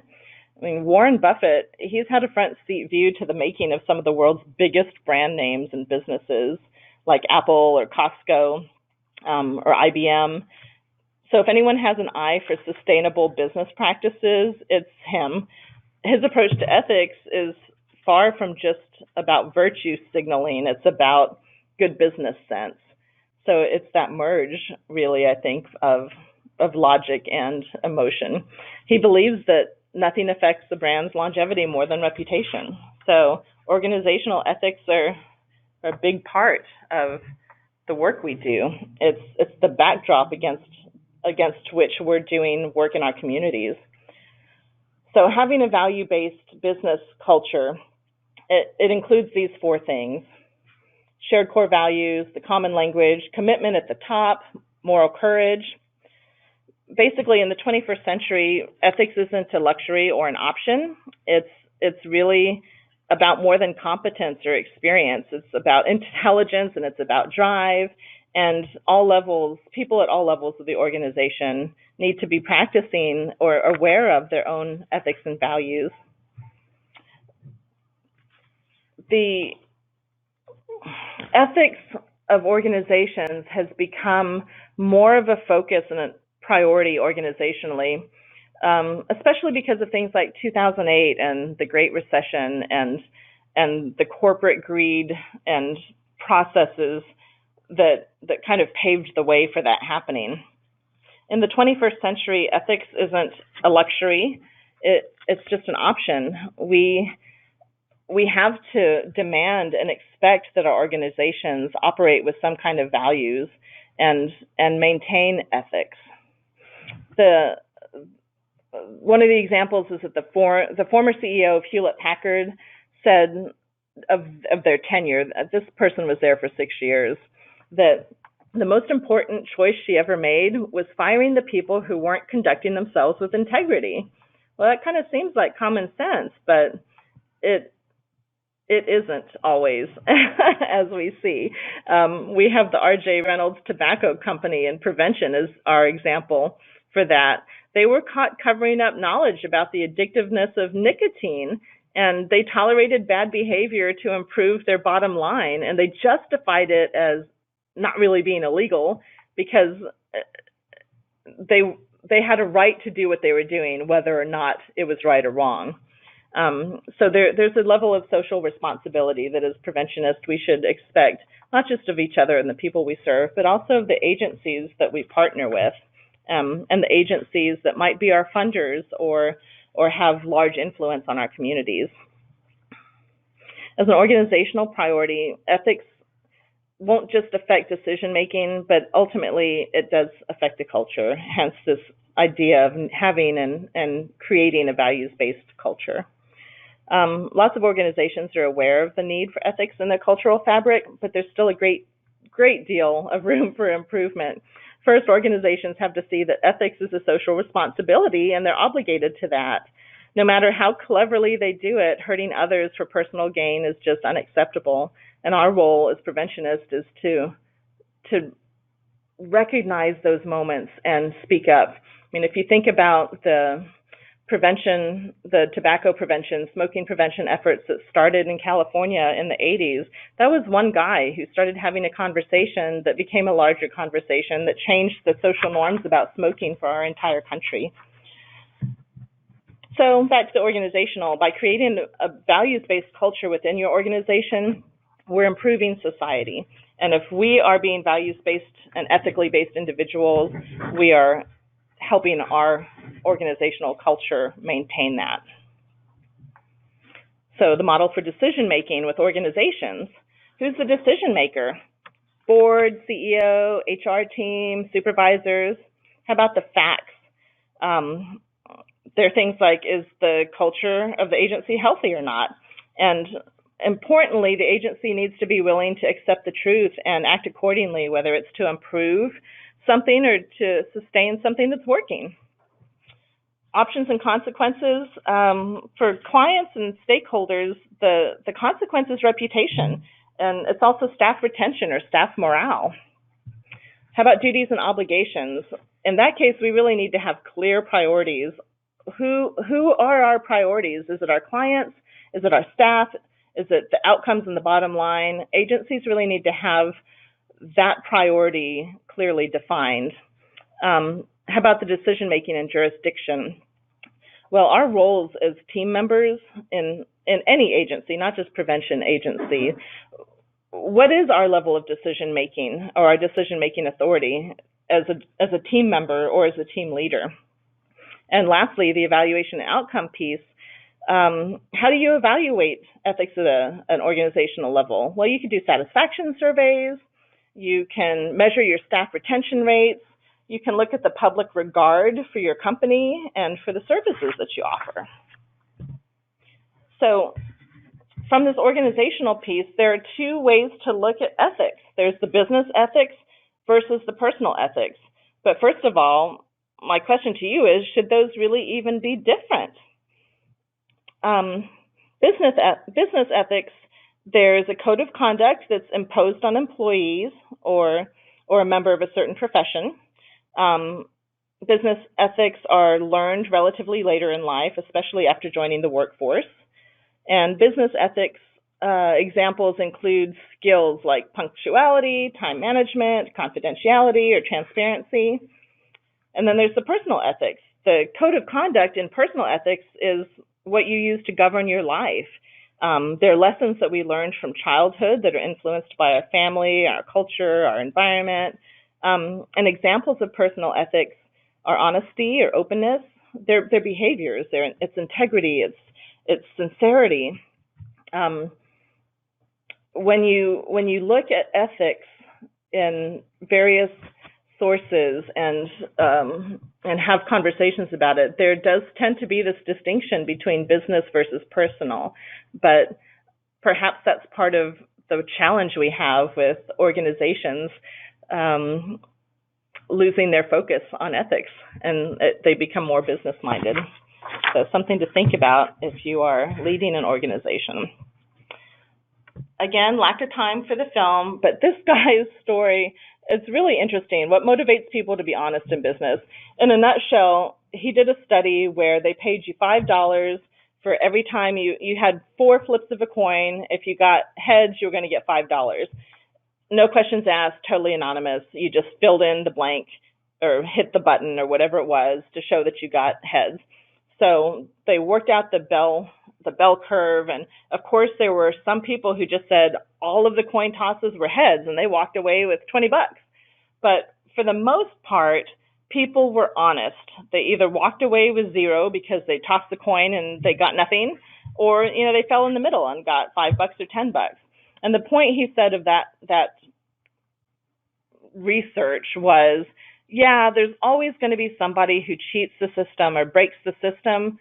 Your job as an organization is to recognize the good employees, hire them, and keep them.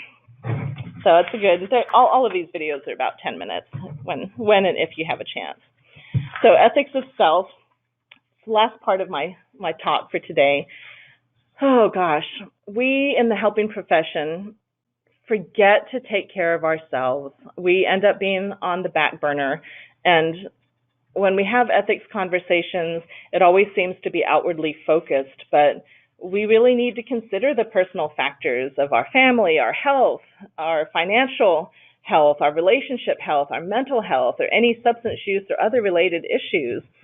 Ethics for self, we need to have the same level of advocacy for that as we do for healthy organizations and healthy communities and healthy policies.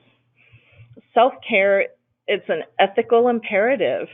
You signed on as being a helping professional to serve and to heal others. So if you're a preventionist or a psychotherapist or a teacher or a parent or any combination of those types of things, if you're someone who serves others, you just have to remember to take care of yourself too, because you're going to run into days where you have sick kids and your aunt's in the hospital and your husband has to host this work retreat, and all of this stuff is happening on your personal life side while you're also having to maintain the responsibilities of your work side.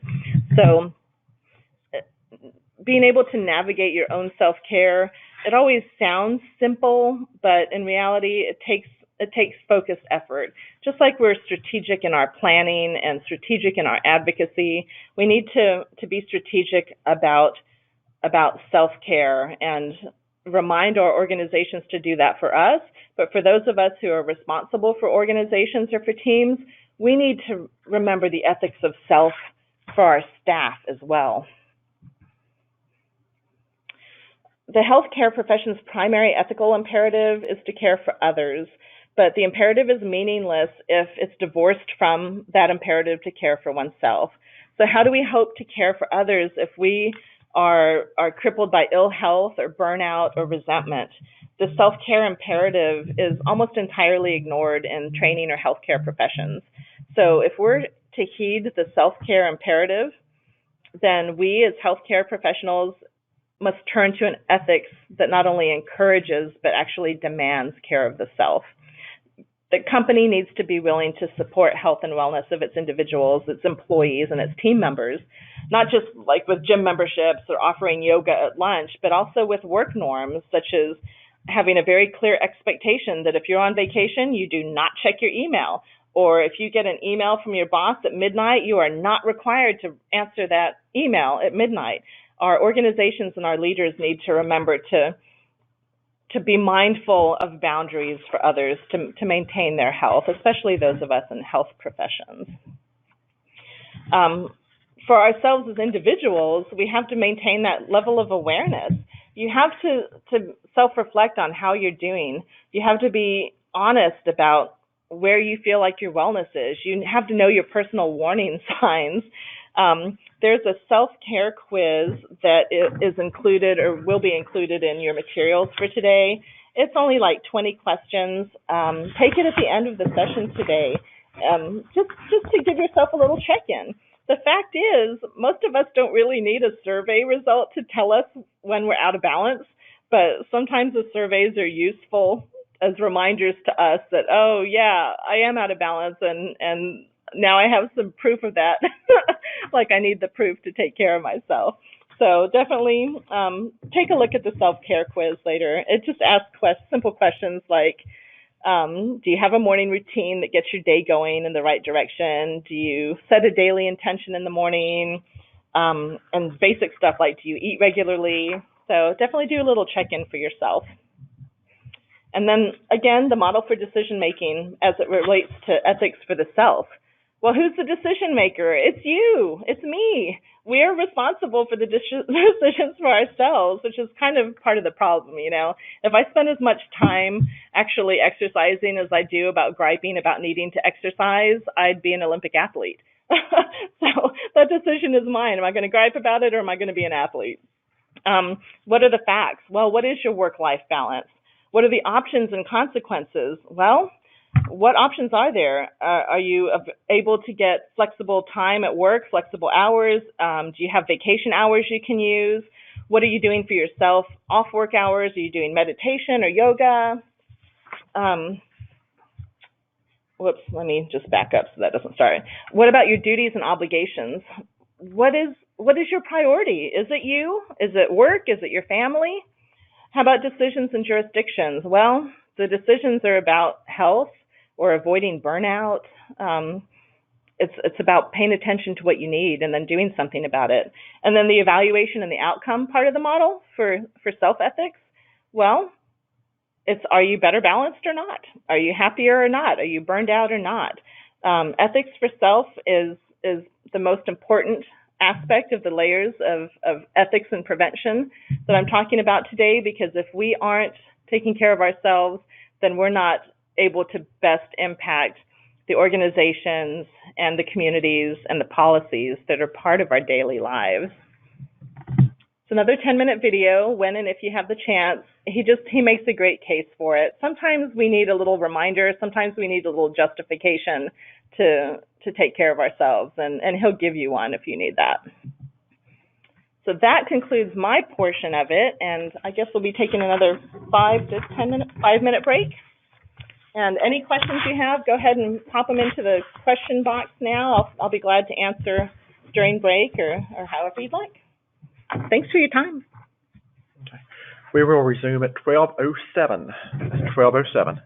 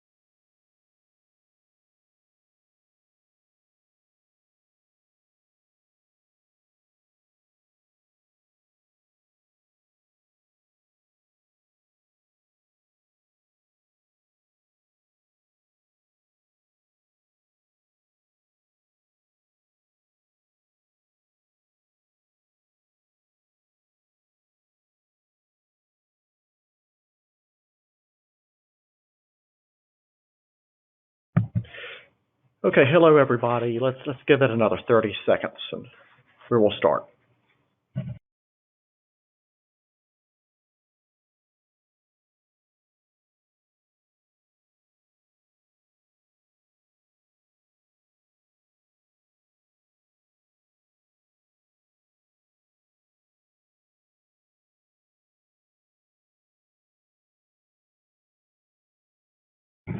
Okay, let's get started. We will transition to the third and last phase of the webinar, which is a new concentration on cyber ethics.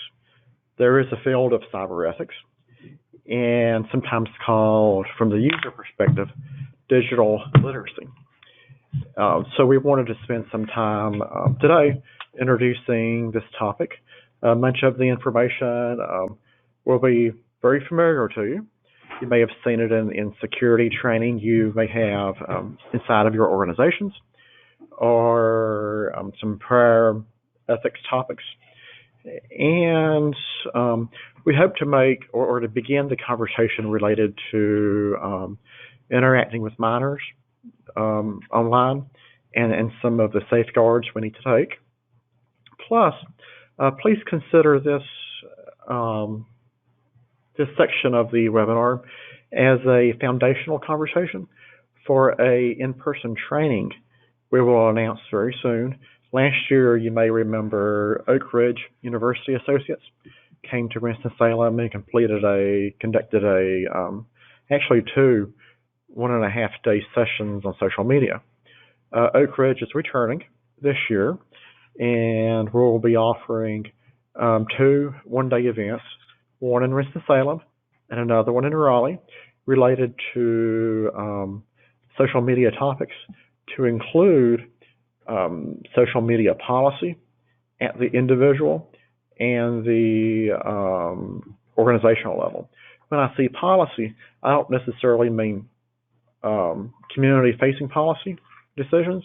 I mean how to implement social media strategies effectively within your own organization through establishing policy safeguards and ethical standards. So let's get started.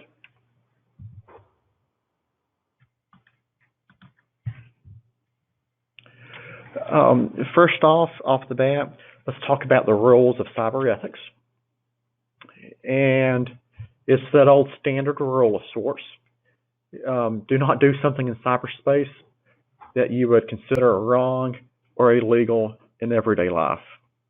That is certainly a strong statement that many of us think we live, have online lives that may be anonymous in nature, but in reality, every activity we take online is being tracked in one way or the other. There's certainly a few considerations when determining responsible behavior online related to cyber ethics. Some standards: not using rude or offensive language, to refrain from cyberbullying, refraining or making sure that we do not plagiarize other content that belongs to other people. So some commonalities: not breaking into someone else's computer, using passwords that do not belong to you.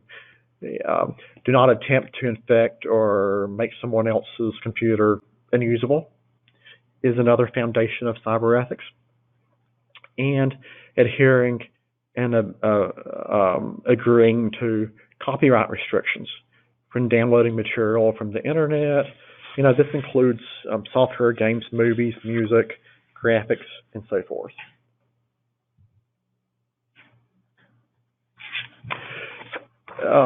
There's an actual term for internet etiquette. It's called netiquette. If you have students in secondary schools or in the college setting, they may have seen this term repeatedly in their information technology training. And netiquette is a combination of words. It connects network and etiquette as a framework for how to conduct behavior online. So if you peel that a tad bit back, a net citizen or netizen is a combination of words too. Is that person who has accepted responsibility. So online ethics focuses on the acceptable use of online resources and within the online social environment. And these two phases were frequently interchanged and combined, meaning etiquette and etiquette. Yes.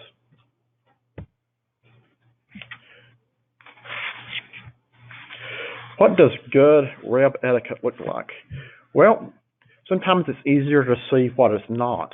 Once again, pointing back to Justice Potter's opinions, but there are some things to keep in mind. Just some common housekeeping rules to keep messages brief and your post brief. All caps is actually considered shouting online and considered a online violation of norms. Using your personal discretion about information that's shared, attempts to protect your personal information. And another concept that underlines this cyber ethics conversation is obeying copyright laws and ensuring the protection of minors. Common acronyms, these are really a dime a dozen these days. If you're not sure what an acronym means, there are various dictionaries online. You can just Google acronyms online, internet acronyms for a source. These are some examples, but literally there are hundreds. And of course, as they change daily.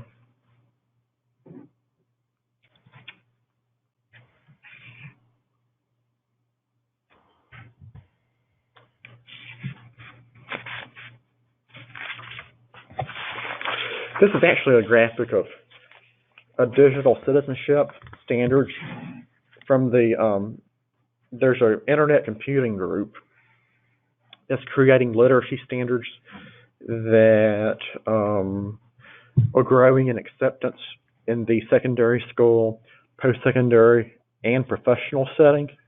And there's actually a online certificate program in digital citizenship. And the certificate program is based off these what's called IC3 standards. And you can take a look at the graphic itself and see that privacy management, critical thinking, how to manage your digital footprint online, having a sense of empathy digitally, of course, those you interact with, managing your cybersecurity at the individual level and at the agency level. Cyberbullying is a focused concentration. Management of screen time for adults and youth, as well as your digital identity and making sure that's protected. If you were to ask what is the framework of current thinking with digital ethics and digital citizenship and being a productive member of the online community, these standards are really the foundation that's holding up that conversation.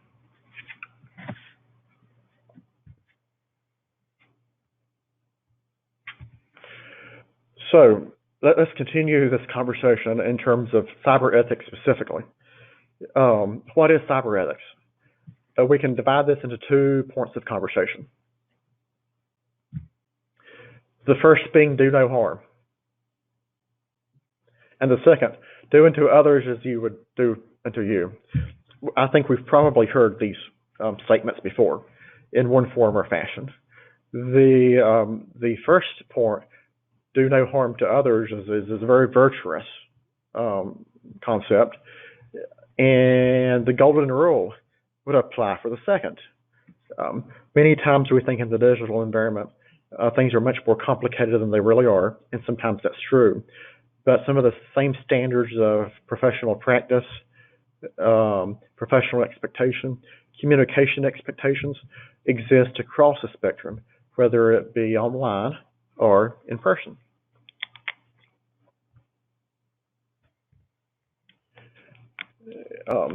Internet safety is a big point of concern in ethical conversations related to online behavior.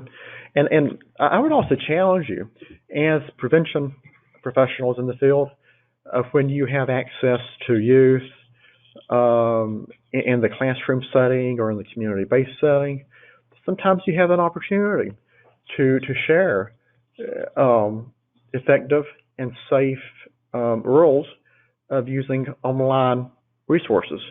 Or if you might be involved in coalition efforts that have youth groups or youth environmental apprentice management groups, such as Dover Youth to Youth, or other groups who are involved in online activity. This is a perfect time, and actually an opportunity that should be required to talk about and to teach safe online material distribution, interaction, and communication. To teach some of those basics, we can never be too careful. And some of those basics really apply. Now, most internet users believe they're kind of masked by being anonymous. And sometimes it's true, generally it's not. But this perception of being anonymous also creates a dangerous environment for students who are minors, who are not prepared to protect their identity and their location. So this is a very important topic, and we need to encourage adults and youth especially to be careful online and to monitor their spidey sense of source. And when there's a situation online with individuals they know or they don't know that makes them feel suspicious or not exactly right, to kind of pull back. And frequently we need permission to do so, especially if you're a younger youth. And when an adult says to make sure to protect your confidentiality and your sense of privacy, it can be very empowering to youth at large.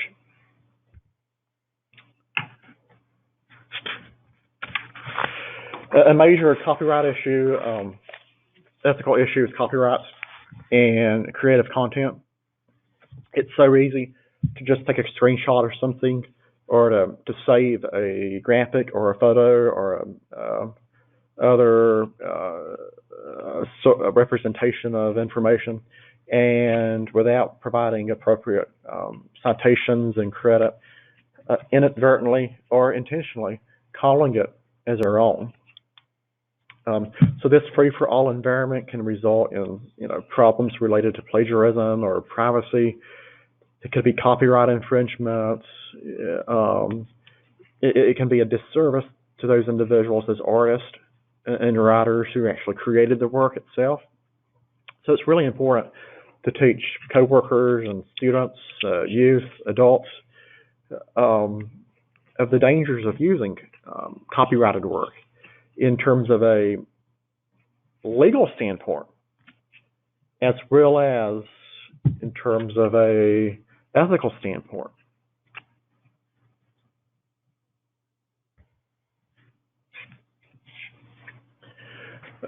Online reputation is also another ethical concern for youth and adults both. Anything posted online generally stays online forever, even if it's deleted. It becomes part of that digital footprint. And students and adults both need to understand that this footprint that they're leaving behind online can come back to harm them in the future and have negative aspects in terms of colleges and future employment settings for your community-based work. If community members see inappropriate content online, even on a personal page, the first thing those community members may remember about you is that content. And then that impacts your professional work and your agency at large. There's that golden rule again for those of us who live online, is to avoid posting anything that you wouldn't want your teachers, families, friends, future employers, government agencies, grandmothers, newspapers to see.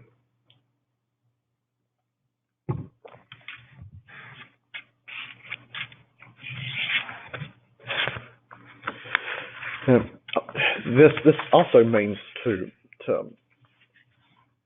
behave lawfully, meaning that there are some activities online that border on or certainly are illegal.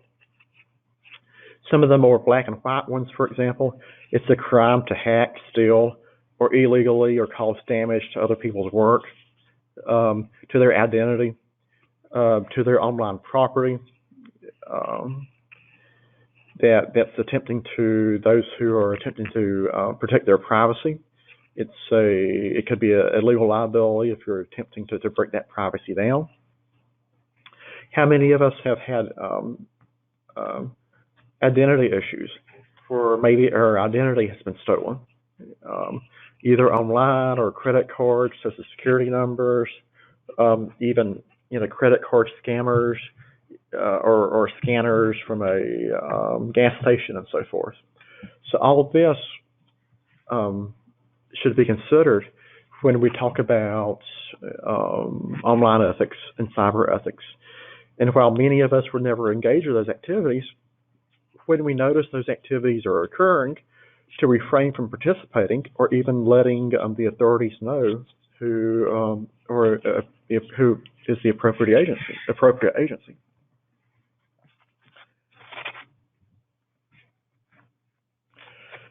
In terms of intellectual property, most folks tend to think about this related to copyright and infringing upon copyright. Or I'll give you as an example. At a prior organization I worked with, a faculty member found a graphic that was online and basically saved that graphic to a PowerPoint presentation, which was then posted online. That particular graphic was online for sale as a copyrighted item through a stock photo type site where you can buy stock photos. The member did not purchase the photo, copied the photo, pasted it into a PowerPoint presentation, which was to be used inside the classroom. Well, that PowerPoint presentation somehow made itself online for review on the college website for public use. And there are constantly scanners and bots, meaning software programs, scanning the internet for violations such as this. And that particular slide deck was identified as by one of the bots as a possible problem. And that one graphic that was used in a PowerPoint slide over 12 months later was used as a possible trigger for a lawsuit against the institution for using that particular graphic without authorization. And the institution had to pay, I think it was $4,000 of damages for that one graphic to avoid court proceedings. So this is a very important point. Even when it's accidental, generally, the legal standard doesn't apply in terms of caring as if it was accidental. So some of the most common issues that youth will face, that you're working with, and that you may face online is around intellectual property. And there's really four main reasons associated with that. There's the ease of availability of online content. It gives us less time to think about ethics and the legal standing of maybe the graphic or the paragraph, or the possible consequences. Because I think we would all agree if we would all agree, the online setting is much faster than day-to-day settings. Everything happens a lot faster. Number two, social codes of youth and modern culture for streaming, sharing, and downloading is really the norm. Can lead to youth and adults thinking that inappropriate or the lack of citations or owning work isn't a big deal, but it really is a big deal. Three, there's really a lot of confusion out there among all populations, youth and adults both, about what's legal and what's not legal, and what's ethical when we access online content. There's so much information out there, it's almost too much information for those of us who like to research and study material. It's really hard to process and apply safeguards. Fourth, last but not least, copyright laws are way too complicated. Many say, especially for kids, young adults, professionals who do not have legal background, and they're still evolving. Copyright laws were based on paper and pen. Some of those going back to the early 1900s, and some of those laws have not evolved to meet the digital age. We do have a question, back to my original story of the graphic and the faculty member. If it had been cited with proper credit, would it have been a violation? In this case, our lawyers told us it would have been, because it was clearly marked on the original site for the graphic resided that the information was not to be used for any purpose unless purchased by the company, and that violators would be sought out as well. So that particular company that was used, the website was very clear in its standing that if you want to use our material, then please follow the purchasing guidelines. That's only one example. Of course, that's an interpretation of only one small example, and every situation is different. But I'm always hesitant to use the work of others when it's not clear that the material can be replicated or reused by permission. Another layer of cyber ethics is treating others with respect.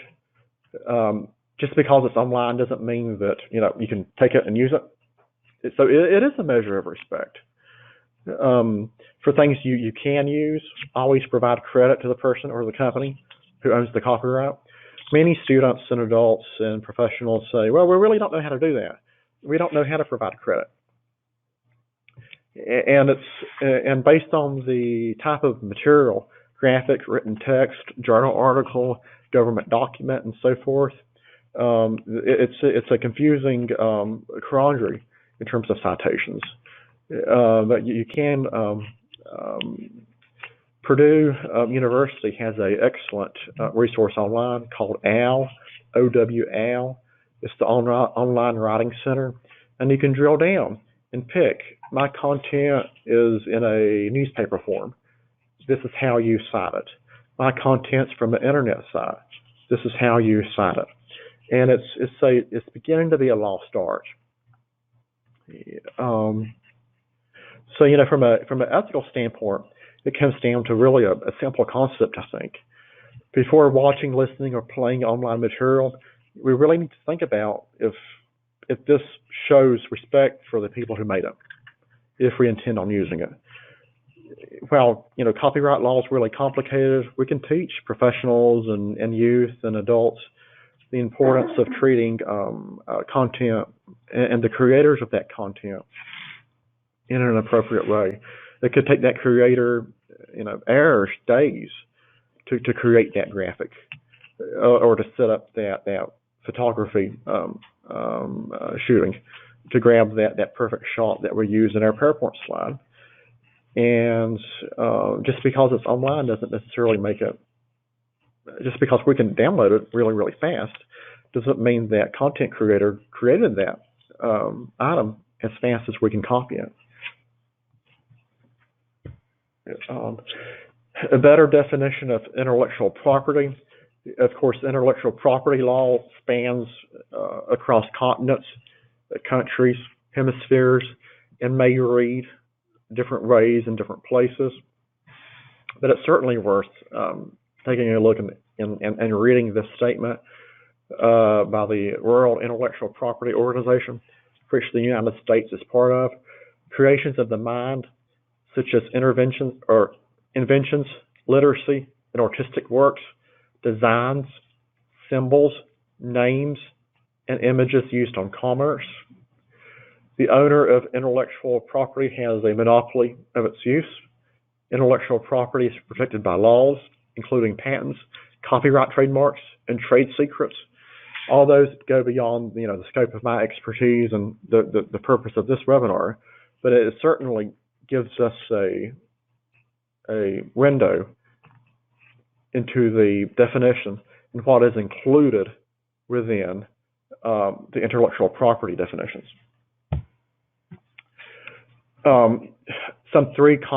These are three really common intellectual property issues we tend to run into professionally, and our students will run into: copyrights, trademarks, and plagiarism.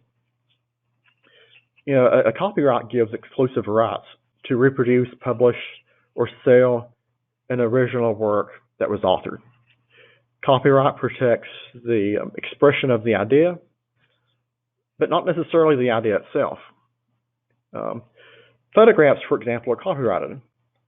Photographs or photographers have exclusive right to reproduce their photographs.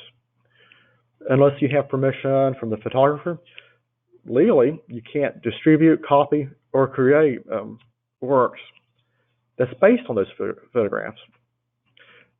That's why you receive a photographer's release statement many times from your local community photographer if they are have a level of professional status and you pay for their services.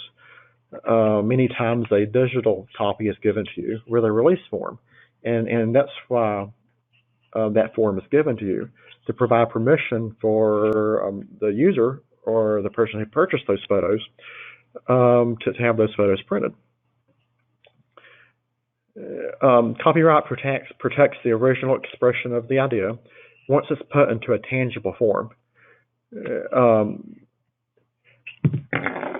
Copyright may not protect certain facts or short phrases, meaning if you have a marketing a phrase or associated facts were used to create the copyrighted material itself. Ideas can be protected with a patent. Facts can't be protected. So a fact is a fact. A fact belongs to society at large. The sun is yellow or orange. The sky may be blue. The sky is blue. That's a fact. It's not a may. So the fact that the sky is blue is not a copyrighted statement. Now, a photo that demonstrates the sky is blue could be copyrighted. A trademark may be a word, phrase, or symbol. It could be a logo. Trademarks don't expire to the public domain unless they're abandoned by their owner and not protected by the owner continuously.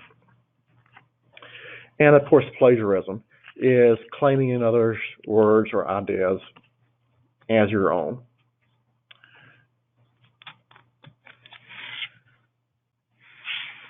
Let's see. Next slide. Becoming an owner of copyrighted material. How does that happen? As soon as an expression of original idea, content, is placed out there, it could be copyrighted. It could be. So the statement itself is, as soon as an original expression of yours is put into a tangible form, it is copyrighted. There's really no need legally to register it with the government or to add copyrighted symbols to your work of art.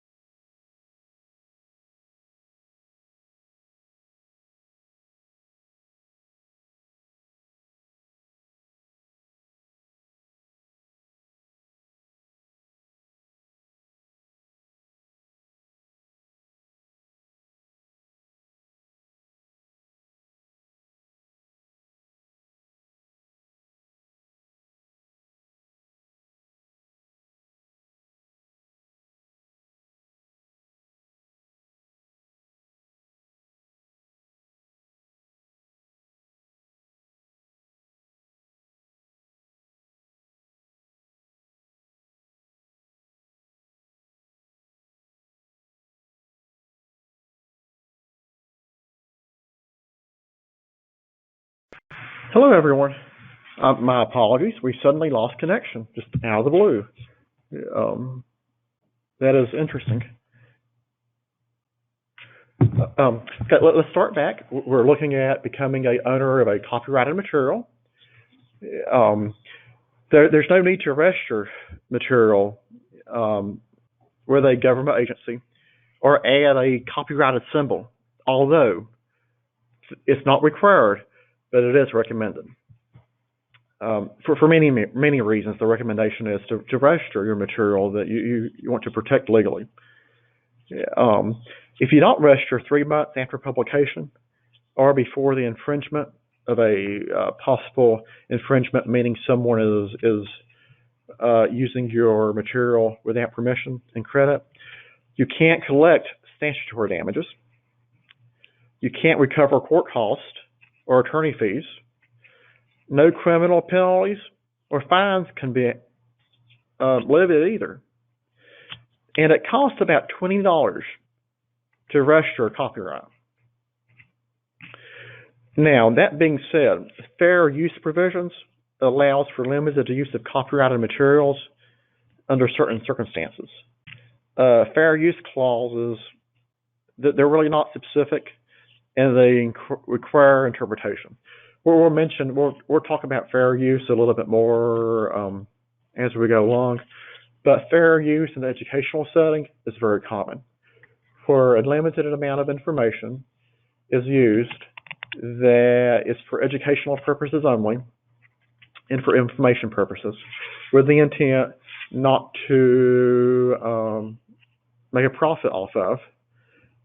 So if I'm a professor teaching ethics or a teacher in a secondary school, I can use a certain amount of other individual work without obtaining permission in the educational setting. But it's very, very cloudy. It's a very cloudy and complicated circumstance.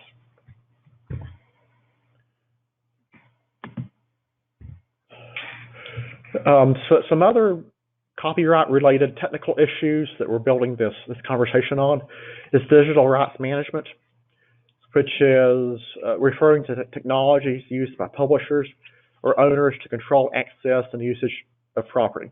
If any one of us, for example, downloads music from iTunes, from Apple iTunes, that music has DRM built in, but you can only load it on a certain number of phones or computers, for example.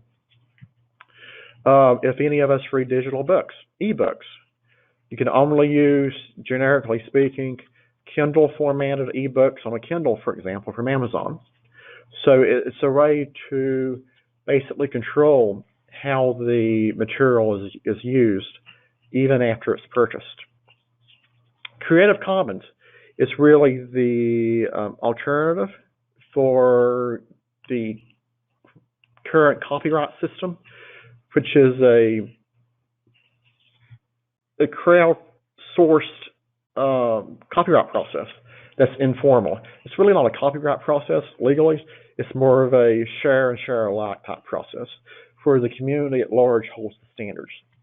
Now, Creative Commons is where we can actually, it can be very beneficial towards our work, especially in the prevention field.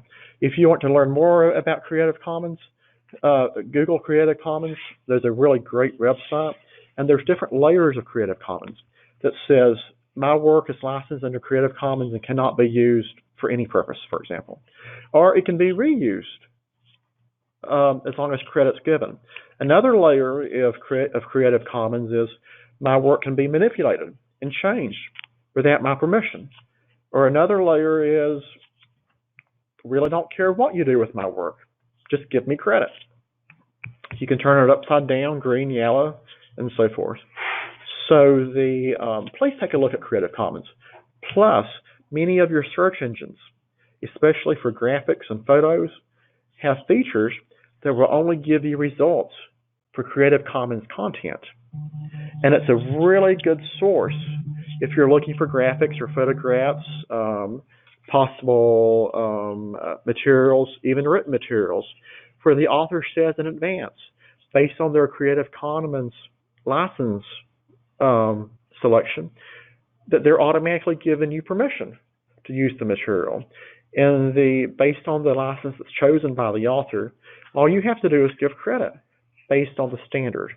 It's a really powerful source.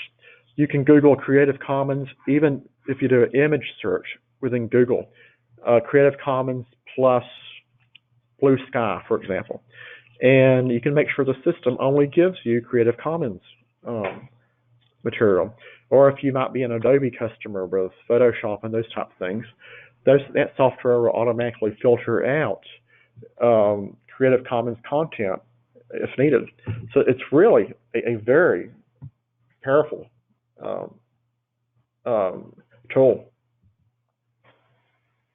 My first instinct is to always visit the Creative Commons databases for any content that I'm looking for, just because I know it's been vetted, it's affordable usually, and sometimes requires no payment at all financially, and only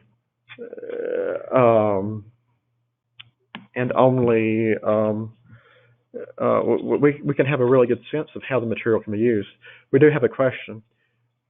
You can do that to your own documents. You can go to the Creative Commons website. It will tell you exactly how to register your document. Usually it's free or for a very low fee, and the system will give you a little logo that's unique to you. You can embed it in your documents, and it provides another layer of ethical protection, at least. Legally, some lawsuits have been very successful at protecting this and using this standard. Others have not. But again, if you're doing something really, really fast that you do want to get out to the public and share and protect your original content, but also give the public permission to reuse and maybe even reinterpret and use in training materials, it's a good resource. I'm a big Creative Commons fan, if you can't tell, so it's built for the modern age with some modern limitations. I see that we have 15 more minutes, so back to copyright again. Just because something is legal or just because something is available to copy doesn't make it legal or a right to copy it. And if nothing else, this was a lot harder in the old days, where all we had was copy machines and so forth. But in today's day and time, it's so easy to pull something offline, reformat it, make it look like our own, but the content we really didn't change. And it kind of makes us lazy, I think, is how I tell my students. So we have to be super vigilant. Some areas of concern, again, based on copyright, plagiarism, using other individuals' work without credit and permission is unacceptable. Even when we paraphrase, citations need to be made, which is I think a lesson for some of our younger students and professionals. And software media copying privacy is a big issue. Software piracy it doesn't get as much airtime as it did in years past, but your major companies, for example, have piracy units. Microsoft is one of the more famous ones related to Windows and Microsoft Office, and have sniffers that can sniff out, again, software bots that can immediately tell if unlicensed copies of certain software packages or exist on networks. So it's a significant issue with very large fines.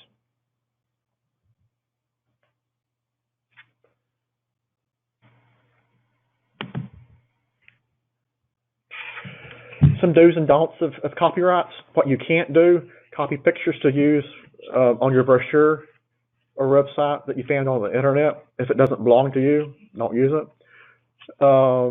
Purchase a license to use a photo on your brochure, then continue to use it on your website, flyers, and postcards unless you bought that type of license. I'll give you an example. Sunday night I was looking for cartoons for today's webinar, and I found several cartoons I wanted to use. If I was going to use the cartoon on a brochure, a little funny cartoon about ethics. For example, I found one that was going to cost me $25 per cartoon. But if I was going to use it in a PowerPoint slide via webinar, that cost was going to go up to $75. So it was just cost prohibitive. I could have used that same cartoon in a brochure for $25, but in this format was $75, and I had to pick the choice. Then legally agree to only use it in that way. Then of course pay for it in advance. And it was, again, I really liked the cartoons, but I couldn't necessarily pay $75 for one cartoon. Don't copy text out of a book or off from a website and use it verbatim. Putting music on your website without permission is problematic. Posting an article without permission, even if it's about you. And to use the image by linking to it rather than copying it. What you can do, you can get permission to use articles from the writer and the publisher. And this frequently happens, especially in the educational and nonprofit setting. Don't be afraid to email and ask. Many major companies, like the New York Times, Los Angeles Times, so forth, those major media companies have offices. They consider a request. Major publishing houses consider a request. And I've seen many requests approved for educational and nonprofit institutions and organizations. So don't give up. I would certainly ask. If you want to link to someone's website and it's about specific material being used, there's some vagary, there's some oddness in terms of how to interpret websites that's linked to other websites for various results. When in doubt, you may want to ask the owner of the website just in case.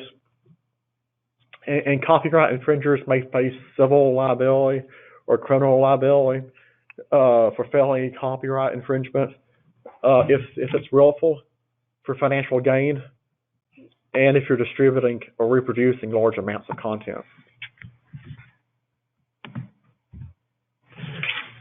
I'm going to speed up just a tad bit more. We have 10 minutes left.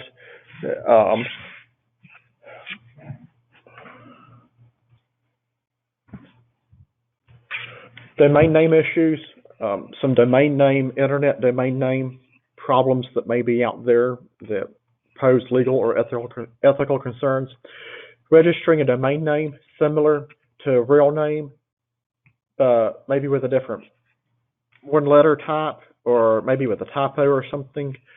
The famous one many years ago was whitehouse.com versus whitehouse.gov. Don't go there. On a work PC, for example.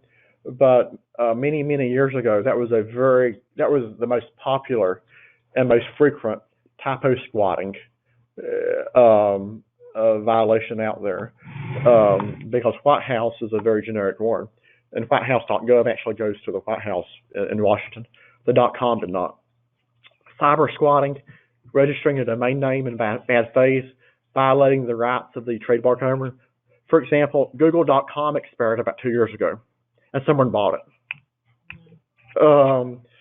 Please excuse my baseball reminders. I'm not sure why they're coming up.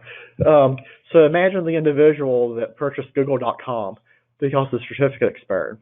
Because you can subscribe to these services, and the service will tell you when major domains are expiring. And this individual subscribed to the service, noticed that Google.com was expiring at 12:01 a.m. on a certain day, and he bought it. Suddenly, he was cyber squatting, yes. Google suddenly figured out, we have to fix this fast, and what's your price? And the price was pretty large, other than going through a lawsuit to obtain rights to their domain. So page jacking is another one, copying part of an existing website, then putting it up on a different website to make it look like the original. Then spam. We all know what spam is, unfortunately. Again, you will have access to these slides via email. How to limit spam is another topic. Common issues with information security. Phishing is when someone sends you an official looking email. I get these all the time on my iCloud account from Apple. Your security has been violated. Please log in here and update your passwords. Well, it's really not from Apple. It looks like it is, but it's not if you look close. Phishing is the latest scam. It may start with an email or it may start with a phone call where someone calls you and says, I was trying to do XYZ, or this is ADT security service. Could you help me? We're having problems with your account and so forth. It may look like phishing, but it's an advanced level. Then keystroke phishing is there's a software program on your computer, for example, that's downloaded on your PC. You don't know it's there, and it's reporting every keystroke, for example. Children and the internet, another important point. COPA, the Child Online Protection Act, is the major act that attempts to protect minors in the online space. Have you ever wondered why a minor has to be 13 years old legally to create an account online, whether it be Snapchat or Facebook or Instagram, and why most minors lie about their age? It's because of COPA. Federal law says you have to be at least 13 years old. We also know that law tends to be ignored, but there is a federal standard there. Last but not least, social media presence. This is a challenging topic for us as providers, as preventionists, as professionals, for those of us who serve as mentors for youth and youth groups, those of us who are involved in community-based process. It's a challenge for just everyone at large. When we talk about social media, what does that really mean? I'm not sure we actually describe what social media is, because we automatically think Facebook, which isn't. First time I saw the term social media was late 90s, pre-Facebook. It includes communication, collaboration, multimedia, and entertainment avenues. So if we lump all of those definitions together, that is social media. Companies, risks that companies may take about social media. These are some of those classic risks. Loss of productivity, company resources, for example, infection of computer systems, confidential or non-public information being disclosed, possible harassment, conflict of interest, marketing, fair competition, records maintenance, espionage, privacy, reputation damage. These are some of the topics that we really want to do a deep dive on during the before mentioned social media training that we hope to publish later this week for registration.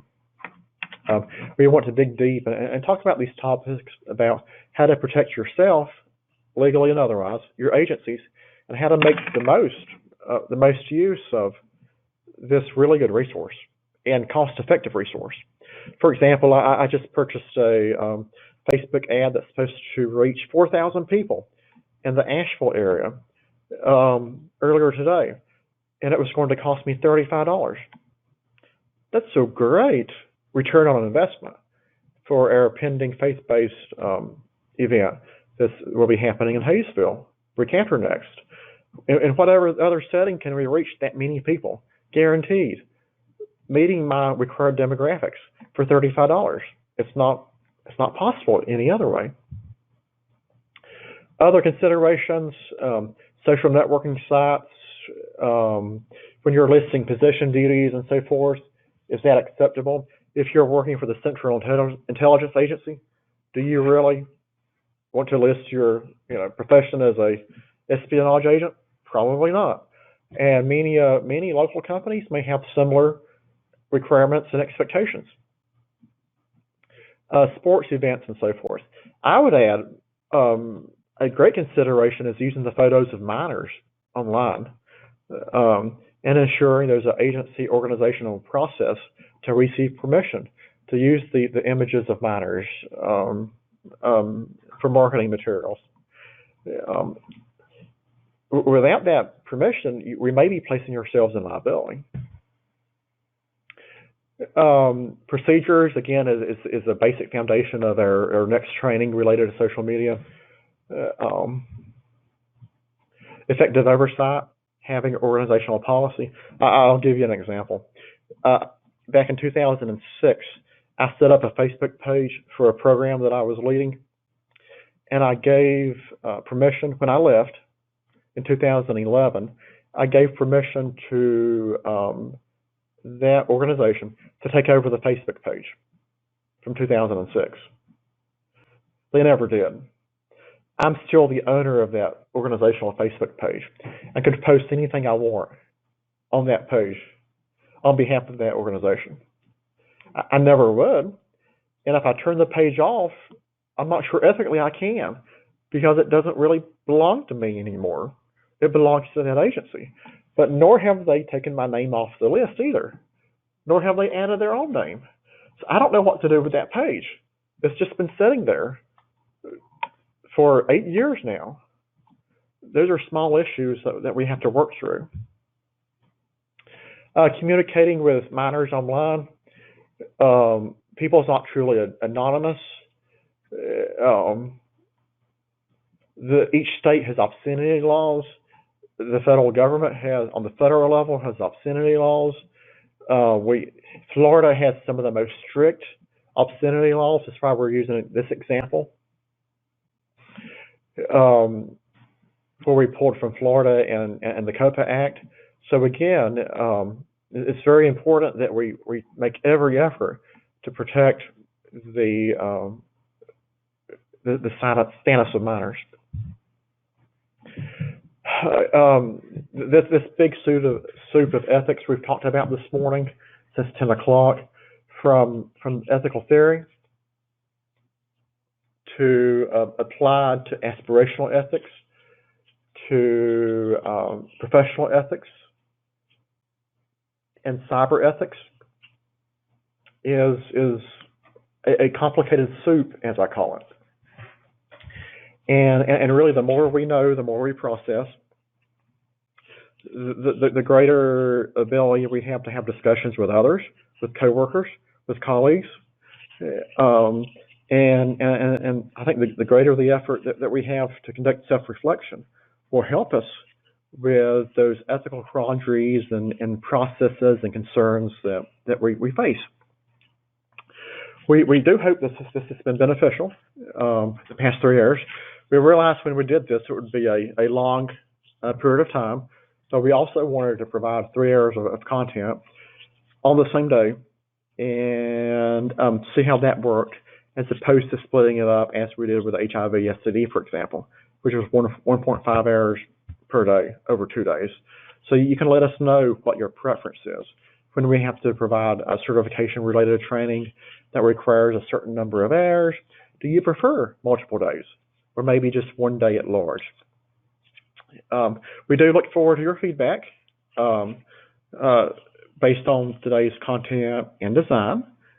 Jane, do you have other? No, we definitely want your feedback. It's a work in progress. We want it to be useful and specific to the work that you do. So don't be shy. Let us know.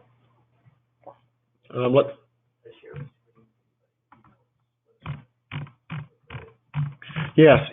If you shared a screen with anyone, in terms of multiple people being inside the office who did not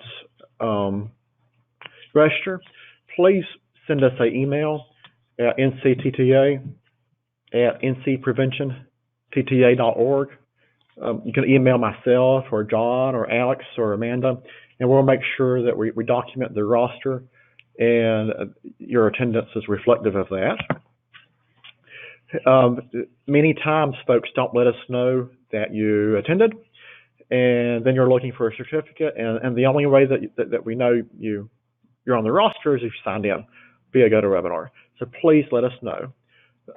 Again, we look forward to our next event, and thank you, Jane. Thank you, Jamie. Thanks, and take care.